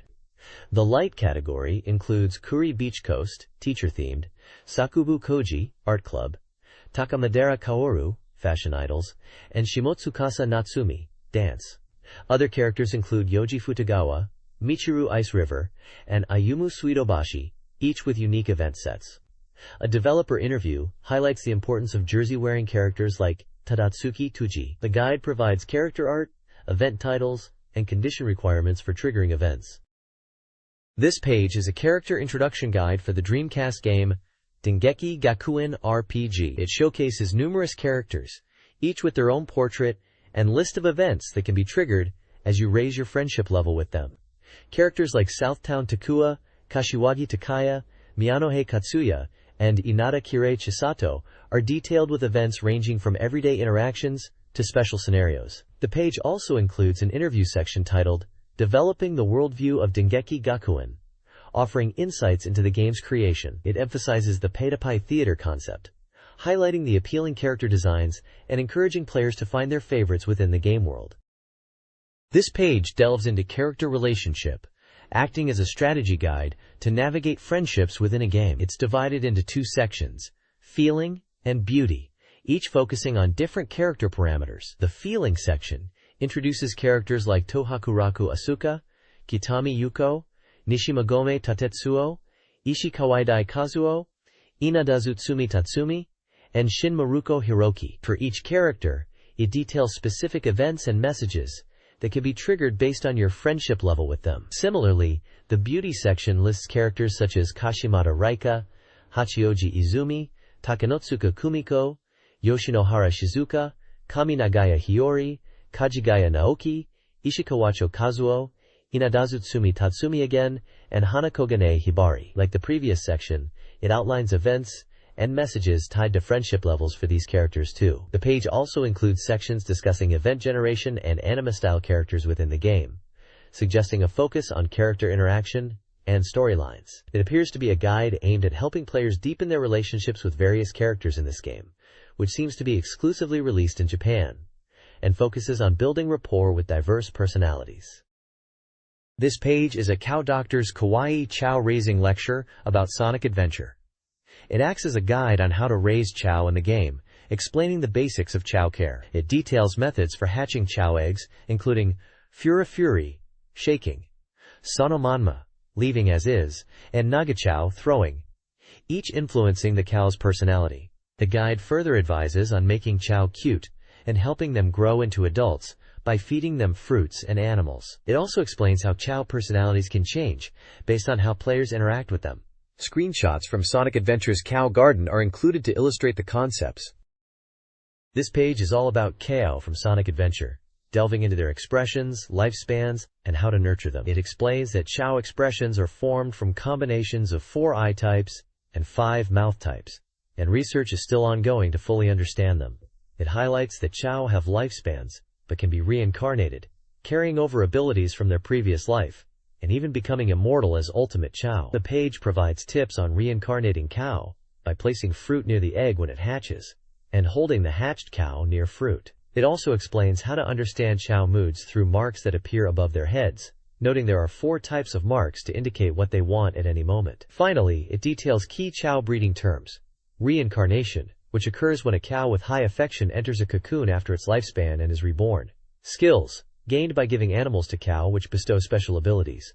Parts, where animal features appear on the cow's body as visual traits. Animal hugs, referring to giving captured small animals to cow in the garden, and fruit, which is used as a general term for fruits obtained in the garden and from the visual memory o Sanpo adventure. This page is all about advanced cow breeding in Sonic Adventure, teaching players how to raise their own unique cow. It explains that Chow inherit characteristics from their parents, specifically their facial features like eyes and mouth, as well as skills from the animals they interact with. Beyond the rare gold, silver, and black eggs obtainable in adventure fields, the article introduces even more special jewel Chow such as ruby, emerald, and amethyst Chow, which were distributed via events or downloadable content from the Sonic Adventure website. The page then details how to obtain the ultimate Chow form, the Light Chaos Chow. This requires starting with a pure Chow, reincarnating it at least twice, giving it affection from 15 different animal types, and allowing it to mature. The article also points out specific locations in the game for obtaining items useful for cow raising, such as the Bone Shop in Station Square, the Well in Mystic Ruins, and the shop within the Egg Carrier. Screenshots throughout the page showcase various stages of Chow breeding and different cow types, including the Jewel Chow and the Light Chaos Cow transformation process, featuring Sonic and Tails interacting with the cow. This page is dedicated to explaining cow transformations in Sonic Adventure. It details how giving animals to Chow will change their appearance and stats. The page is split into sections based on animal groups, each group represented by a color: red, yellow, blue, purple, and green. The red group focuses on power and aggression. Giving these animals makes the cow red and increases its power. Examples shown are the lion and gorilla. The yellow group focuses on swimming abilities. Each other. These animals turn Chow yellow, or greenish yellow, and enhance their swimming skills. Examples given are the penguin and sea otter. The blue group is about speed and running animals. Animals in this group make the Chow blue, improving their running stats. Examples are the rabbit and hedgehog. The purple group is for flying abilities. These animals turn Chow a purplish color and boost their flying skills. Examples include the swallow and peacock. The green group focuses on general stat increases but not related to a specific skill, resulting in a green Chow. Examples include the mole and skunk. The page includes a table listing various animals and the locations where they can be captured in the game. These locations are represented by abbreviations like EC, WV, CP, TP, SH, RM, SD, LW, FE, and HS, which correspond to different levels within Sonic Adventure. The table indicates which animals can be found in each location. Screenshots throughout the page show the visual changes Chow undergo after being given animals from each group. This page is all about cow from Sonic Adventure on Dreamcast and how to get information about them via the internet. It details Chow Azukarijo, which is explained as a place to show off your Chow to other Chow breeders nationwide and to bring Chow from other breeders to your own garden. It also introduces Chow Jiman, a place to boast about your cow.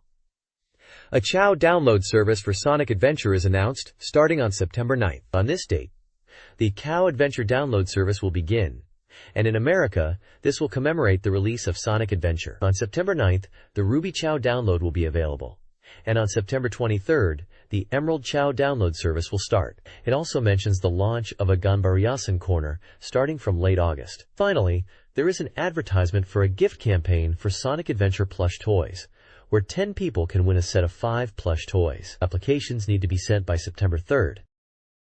This page is all about raising your own original cow in Sonic Adventure. It explains how you can influence the growth of your cow by giving them different animals. The base form of Chow is born from an egg in the Chow garden. Normal growth happens naturally, but by giving your cow animals from different groups, you can influence their development towards swimming, flying, running, or power types. Even after they become adults, normal growth continues with fruit, while other growths are achieved by giving them animals. Parts of the carrion's appearance will change depending on the animal type you give them, so you should consider the colors and shapes. The page also mentions an internet feature where you can check your cow's condition. There is a small screenshot of what seems to be a web page interface for cow stats, displaying name, chow type, mood, and comments. This page highlights the MailChimp service, a popular feature within the Dreamcast's Dream Passport online service, which is being significantly revamped. It's described as a cyber communication game geared towards the new generation of online players. The page showcases the renewal, emphasizing both visual and gameplay improvements. The manager is interviewed and mentions that the renewal, which is the first phase, fully utilizes the features of Dream Passport 2 and has undergone extensive testing. He hints at new play elements beyond just simple communication, possibly involving events and hidden elements within character pages. The manager specifically mentions a Countdown Survivor project, starting in early September, as part of these new play elements. There's also an introduction of the support staff for MailChimp, with profiles for characters named Police, Rusubin, Answering Machine, Dr. S, and Manager, each seemingly with a specific role in guiding users or managing the service. Finally, the page teases a Countdown Survivor project, where only selected individuals can make their email debut, suggesting a contest or selection process to be part of this event in September. It mentions a Best Visual Image Award and voting activities related to selecting members for this project, indicating a character-focused contest for users to participate in. This page features a vibrant spread from Dreamcast Magazine showcasing several sections. At the top, the Jet Girls section introduces character profiles with color-coded descriptions. Black is cool and collected, blue is gentle and popular, pink is energetic and young, purple is sporty and loves dancing, and red is cheerful and bright. There's a renewal event announcement and a piece titled Jet Girls First Summer, where RED is interviewed about enjoying summer and beach activities. The renewal section seems to discuss changes to the Jet Girls project and fan feedback. Below Jet Girls is a section proclaiming Family Increased, introducing Poochie General characters, Poochie Poocha, Poochie General, and Poochie Princess. The text mentions they are 15 centimeters tall on average, and includes a brief interview with Poochie Poocha about fan mail and the character's origins. To the right, a section titled, Finally, Sexy System Astro Monsters debut this autumn, hints at new characters or a game, with a manager's quote suggesting they are currently in system install. They are described as mysterious, with adult conversations, possibly appearing at game shows. Lastly, the Signal Kids section highlights a band of cartoon characters Gam, Limmy, and Mashin, and features an interview called Live Alive Kids. The interview discusses recent topics, including Gam and Mashin talking about a girl named Limmy, music, love advice, and future plans for events. It mentions they are receiving fan mail and enjoying chatting with users. This page announces the results of the first Buggy Heat Parent Idiot Championship, a tournament using AI driver data. The page highlights the winner, NAK Ada, with their winning time and car, Tricky Diamond. It details the concept of the driver training function in Buggy Heat, explaining how players can train AI by recording their driving style, including line taking and acceleration work. The article also mentions the popularity of the Tricky Diamond car in the tournament, noting its stable performance and suitability for training AI due to its balanced nature. The top rankings are shown, listing player names, their cars, mostly Tricky Diamond, and their times. The page includes screenshots of Buggy Heat gameplay and interface elements related to AI driver training and car selection. This page is a feature on the racing game Buggy Heat, detailing a tournament that used the game's internet functionality. It highlights the winning player, Nakata, and their machine data, showcasing tuning and driving style. The page mentions that Nakata's machine was finely tuned, especially the suspension and rear tires. There's advice on AI training, mentioning that AI learns driving lines and adapts to create its own racing style. An interview with CRI Asanumashi discusses the challenges of raising AI in the game and mentions the first Parent Idiot Grand Prix tournament. The article announces the second Parent Idiot Grand Prix tournament and encourages players to raise their machines in preparation. The page also mentions that downloadable AI data and internet information will be available from August 20th. This page showcases World Neverland Plus, Orud Kingdom Stories, a life simulation game. It uses 4-panel manga strips to illustrate different aspects of the game. The first strip, titled A Certain Married Couple's Wonderful Daily Life, humorously depicts a marriage proposal in a bath. The second, Maiden's Heart, shows a scene in a temple where a man is surprised by a woman's actions, realizing she might not be the senpai he thought she was. The third, New Life, New Discoveries, follows the same couple through their wedding ceremony and then shows the husband discovering a treasure chest, hinting at gameplay surprises in married life. Text snippets explain game mechanics, mentioning that repeatedly proposing marriage might be seen as forceful, but loneliness can lead to quick dates. It also touches on married life, suggesting that item placement in shared spaces reveals a partner's personality, and mentions Ramsala as a gift from a wife who enjoys training. The page also seems to mention some kind of lottery system or gambling element with numbers 1, 4, and 9, and refers to Kami-san in the context of the game. This page is from Dreamcast Magazine and is a submission page titled Old King Kingdom Submission Communication, calling for readers to submit their own 4-panel comics. It features a sample 4-panel comic strip called Mysterious Country, under the theme of Righteous Childmaking, by manga artist Aiko Matsumoto, who is described as creating heartwarming and funny manga for game anthologies. The page also provides guidelines for comic submissions, detailing the required sizes, color format, and how to send in your work, along with the submission address. The sample comic itself seems to be a humorous short story involving 2 characters and plays on misunderstandings, culminating in a joke about a ponytail.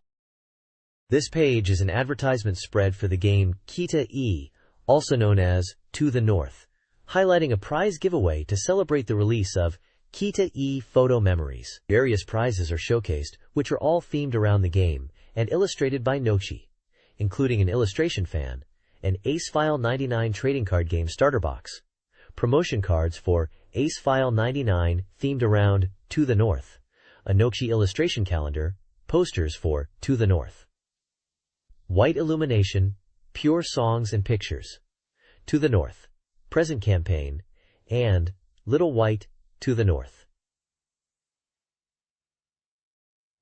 Fashion Book Noki Works Collection, as well as the Move On theme song single CD, and its poster. The deadline to enter the giveaway is August 26th. This page details several events related to games and media. First, there was a public radio recording and fireworks festival held on August 10th for the radio programs Kita-e White Illumination and Ata Shintench. This event featured the voice cast in Yukata and announced an upcoming OVA for Kita-e. Next, there is a Best Shot contest for Kita-e Photo Memories, where players could submit their best in-game screenshots with comments to win prizes like signed CD jackets from voice actors Chiba Sayako and Hirohashi Ryo. The deadline for submissions is September 2nd. Also featured are Kita-e goods that were available at the Wonder Festival 1999 summer event on August 8th, including garage kits and figures. Finally, an event in Shinjuku on July 27th featured Bomber Girls and a watermelon splitting contest, likely promoting a Hudson game, possibly related to Bomberman.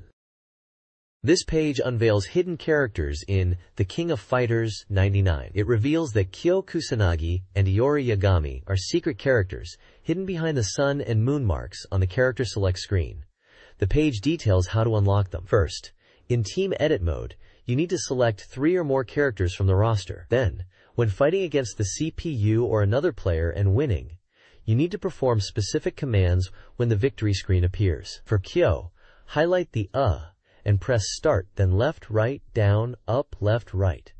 The same process is for Iori, but highlight the other, A page also explains that you can't directly access the hidden characters from the character select screen without following these steps. Additionally, the page introduces Dive Alert, a game for the Neo Geo Pocket. It is described as a simulation game where you become a submarine owner and explore the vast ocean. It highlights different play modes including Smission, story mode, communication battle, and training, and mentions the wireless unit for multiplayer battles. Dive Alert was released on August 19th and cost 3,800 yen. This page is a feature section called Naomi School/Academy, promoting upcoming game news. It highlights Dead or Alive 2 with an expanded Danger Zone feature on page 142. showcasing screenshots of Tina and Ein in combat. Ferrari F355 Challenge is also featured, focusing on racing the Suzuka circuit, located on page 146. Additionally, a right brain strengthening game called Touch de Woo is mentioned with a minigame example and can be found on page 148. The page emphasizes getting the latest scoops for the Dreamcast version of games. There are also puzzle game screenshots shown, possibly from Touch de Woo, involving number and shape matching. The page seems to be advertising these games and features within the magazine. This page is focused on Dead or Alive 2, showcasing new male characters Ein and Leon. It's presented as an official corner from Tecmo's Team Ninja. There are character spotlights for both Ein and Leon, including screenshots of them in action and commentary from Team Ninja about their design and gameplay. For Ein, Team Ninja describes him as a pure karate user, someone they wanted to create for a long time. They mention he's cool, and his speed is a key point.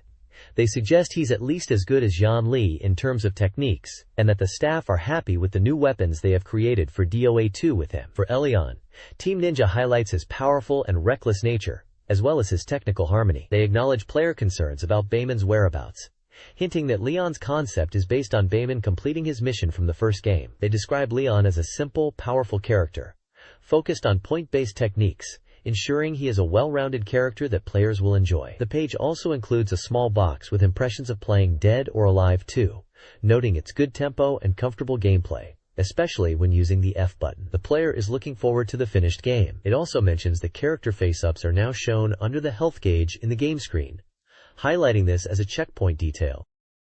This page is focused on showcasing the free step gameplay mechanic in Dead or Alive 2.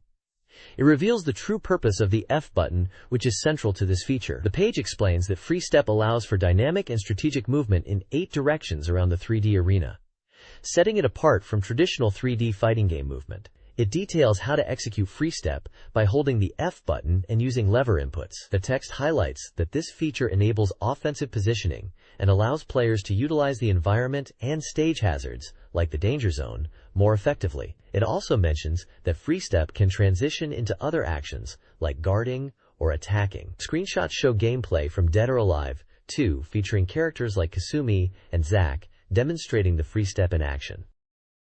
This page focuses on the defensive hold in Dead or Alive 2, referred to as DOA++ from previous games. It explains that this system lets you reverse opponent attacks by pressing the guard and punch button, emphasizing it's a standard DOA system now made easier. The page advises players to first master guarding before attempting defensive holds. It explains that while defensive holds offer great counter opportunities and damage, they are risky. It suggests learning opponent attack patterns by guarding first. It details specific defensive holds. Upper level, P plus K hold. Right direction input plus guard plus punch. Effective against high attacks like high punches and kicks. Lower level, P plus K hold. Down direction input plus guard plus punch. Counters low attacks like low kicks. Middle level punch, P hold. Forward direction input plus guard. Counters middle punches. Middle level kick, K hold. Back direction input plus guard. Counters middle kicks. The page mentions that Kasumi, Lei Fang, and Jin Fu have unique defensive holds that work against specific punch and kick types at upper, middle, and lower levels, offering less risk and better returns, and are a characteristic of these characters. This page is an interview commemorating the completion of the F button system for Dead or Alive 2. The interview with Itagaki discusses the importance of the F button and the game's system, comparing it to cooking, emphasizing the depth and enjoyment beyond just button inputs, focusing on the flavor and essence of the game. There's a section showcasing new technique ideas submitted by readers for Dead or Alive 2, complete with illustrations and descriptions of moves, highlighting reader contributions for characters like Hayabusa and Tina. Itagaki's column, Ita's Diary, talks about the progress of Dead or Alive 2's development, mentioning rocket tests and the recording of character voices. A reader section titled, "This Question is Absolutely Win" by Kasumi-chan, provides fan feedback and enthusiastic comments about the game. The page also features screenshots from Dead or Alive 2, displaying in-game action with phrases like critical hit and half counter blow. Finally, There is a call for emergency idea recruitment, seeking suggestions from readers for Dead or Alive 2 merchandise and new techniques for the game. The page also includes the URL for Tecmo's Dead or Alive website. This page is part 4 of a course guide for the Suzuka Grand Prix circuit in the game F355 Challenge. It details the Suzuka circuit, a world-renowned Grand Prix circuit located outside Suzuka City in Mie Prefecture, Japan. The page features a map of the Suzuka circuit highlighting 12 key points or corners, each numbered with a description, corner name, and suggested cornering radius. Screenshots accompany each corner description, showing in-game views and advice on how to tackle each turn. The guide provides tips on mastering the corners of the Suzuka circuit in F355 Challenge. This page is a strategy guide for the Suzuka circuit in the racing simulation game F355 Challenge. It breaks down the Suzuka track into 12 key points, from the Scurve to the Casio Triangle, providing screenshots and driving tips for each corner. It also introduces the Suzuka short course, highlighting its unique features and difficulty, particularly the 60R corner. The F1 to Suzuka 1-point section offers general advice for mastering the track, emphasizing smooth accelerator and steering control for beginners to avoid course outs and time overs. The page stresses that mastering Suzuka circuit in F355 Challenge will improve driving skills for other courses in the game. This page is all about the new NAOMI arcade release, Touch de Uno, a right brain function check machine. The game is presented by Ryuko, one of the Right Brain Four Sisters. It features 2 main modes: a check course to test your right brain skills across 5 stages, and a training course to practice specific areas in 6 stages. The check course is designed to give you a detailed analysis of your right brain capabilities. And at the end, you get a check sheet that not only shows your score, but also ranks you against other players nationally. The training course allows you to focus on stages you find challenging, helping you improve your overall right brain function. 3 of the game's stages are highlighted. Count Mania involves quickly counting numbers in sequence. Kurabe check, or compare check, tests your visual comparison skills by asking you to identify if 2 images are the same or different. Lastly, Pat and Number challenges your short-term memory by flashing a sequence of numbers that you need to memorize and input. The check sheet is emphasized as a key feature, providing a ranking of your right brain ability from SS down to E across 13 levels, offering a detailed breakdown of your performance. It sounds like Touch de Uno is designed to be a fun and engaging way to test and train your right brain skills in arcades. This page is an advertisement for the Dreamcast game Cyber Troopers Virtual On Oratorio Tangram, announcing a national tournament event taking place across Japan in August. The page lists tournament locations split into regional areas: North Japan, North Kanto, Tokyo North, Tokyo South, Tokyo West, West Kanto, West Japan, Central Japan, China/Shikoku, and Kyushu, with specific Sega game centers and game stores in each region, hosting qualifying rounds on either August 22nd or 29th at various times. The tournament is described as the first step towards a national championship. The image features Mecha from Virtual Lakon.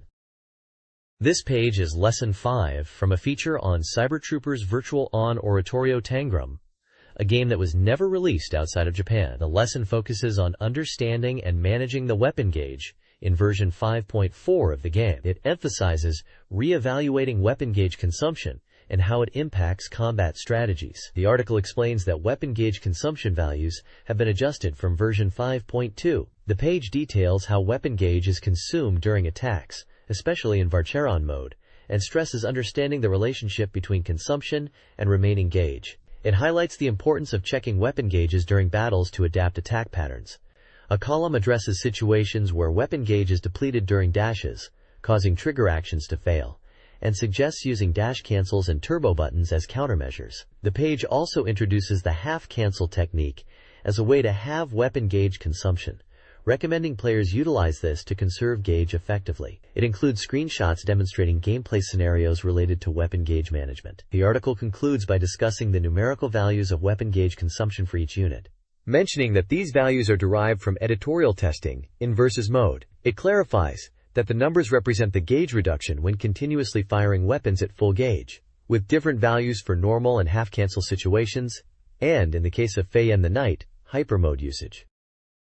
This page is dedicated to Cybertrooper's Virtual On Oratorio Tangram, presenting detailed data for 4 Virtuoids: Raiden, Spesinef, Grisfolk, and Apeharmdes. The page features tables outlining the performance characteristics of each Virtuoid's attacks, categorizing them by action like standing, crouching, jumping, dashing, and sliding. For each action, there are further breakdowns based on weapon type: left weapon, LW, center weapon, CW, and right weapon, RW, with numerical values likely representing damage or effectiveness.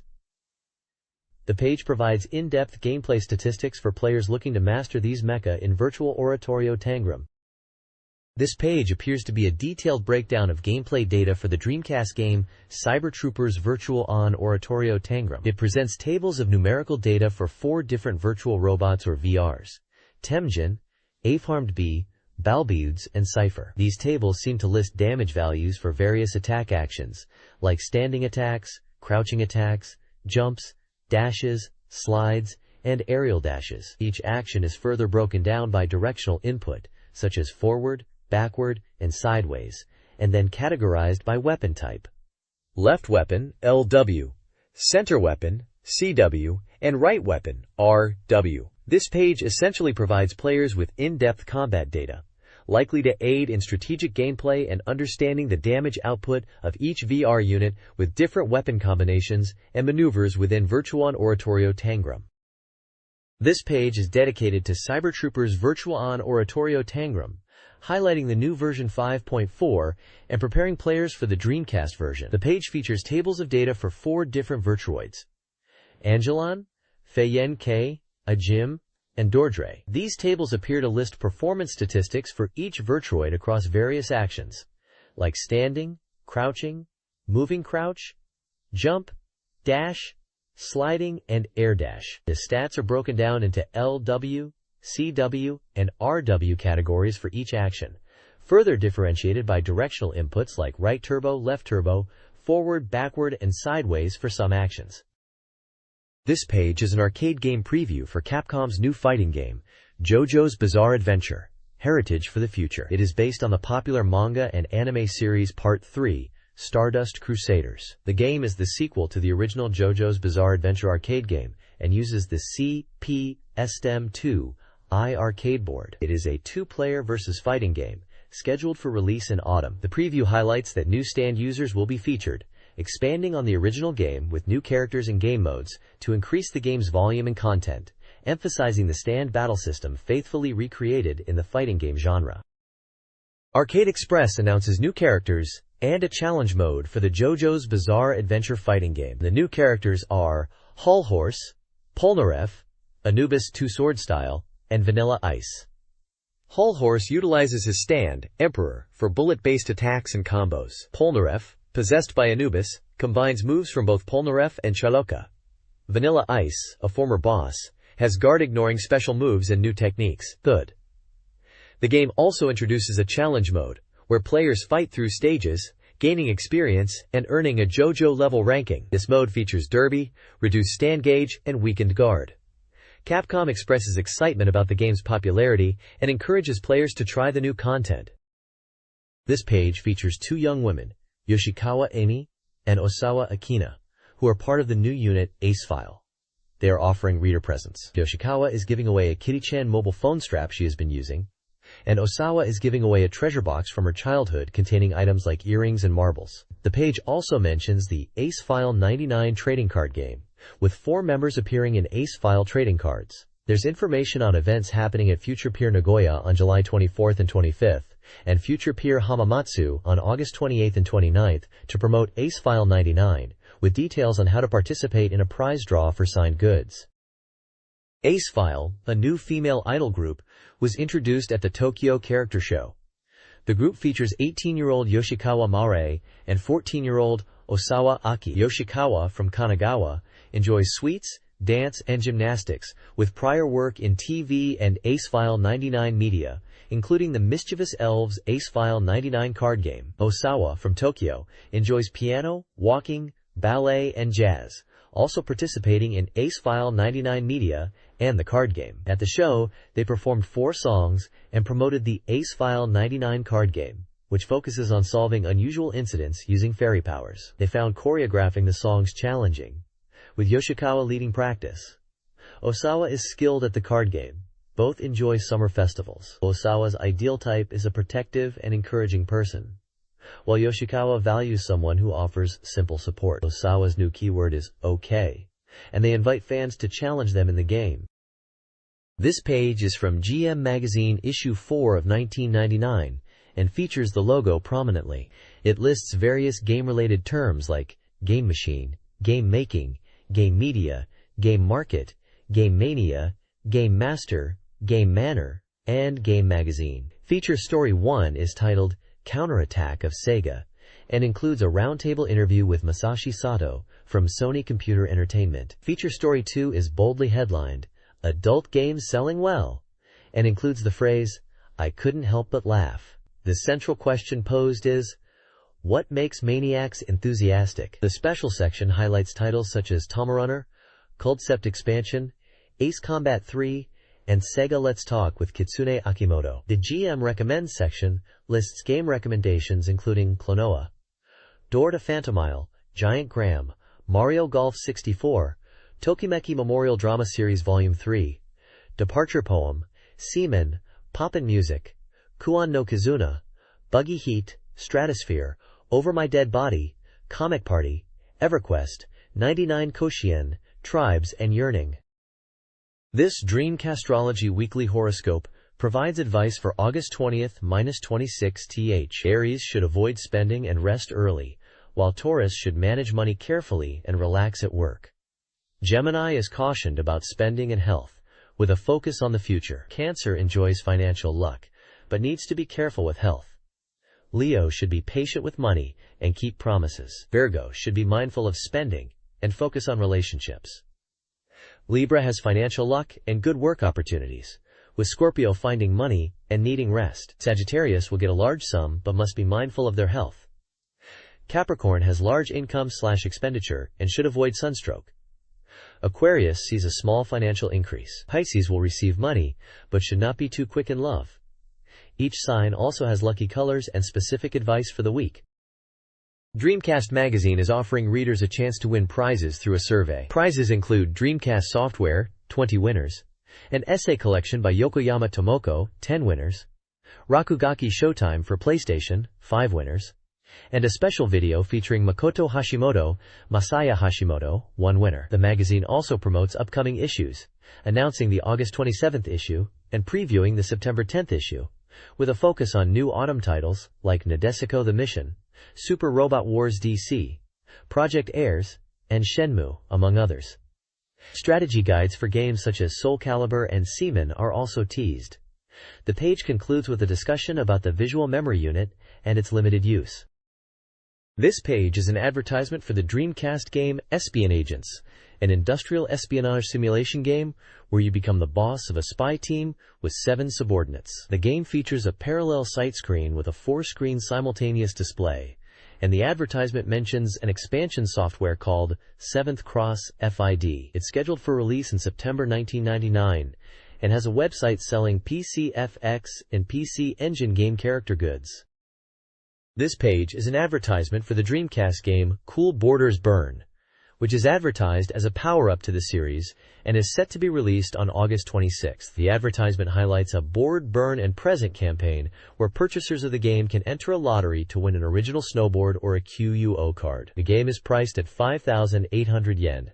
The page also shows screenshots of the game and character portraits.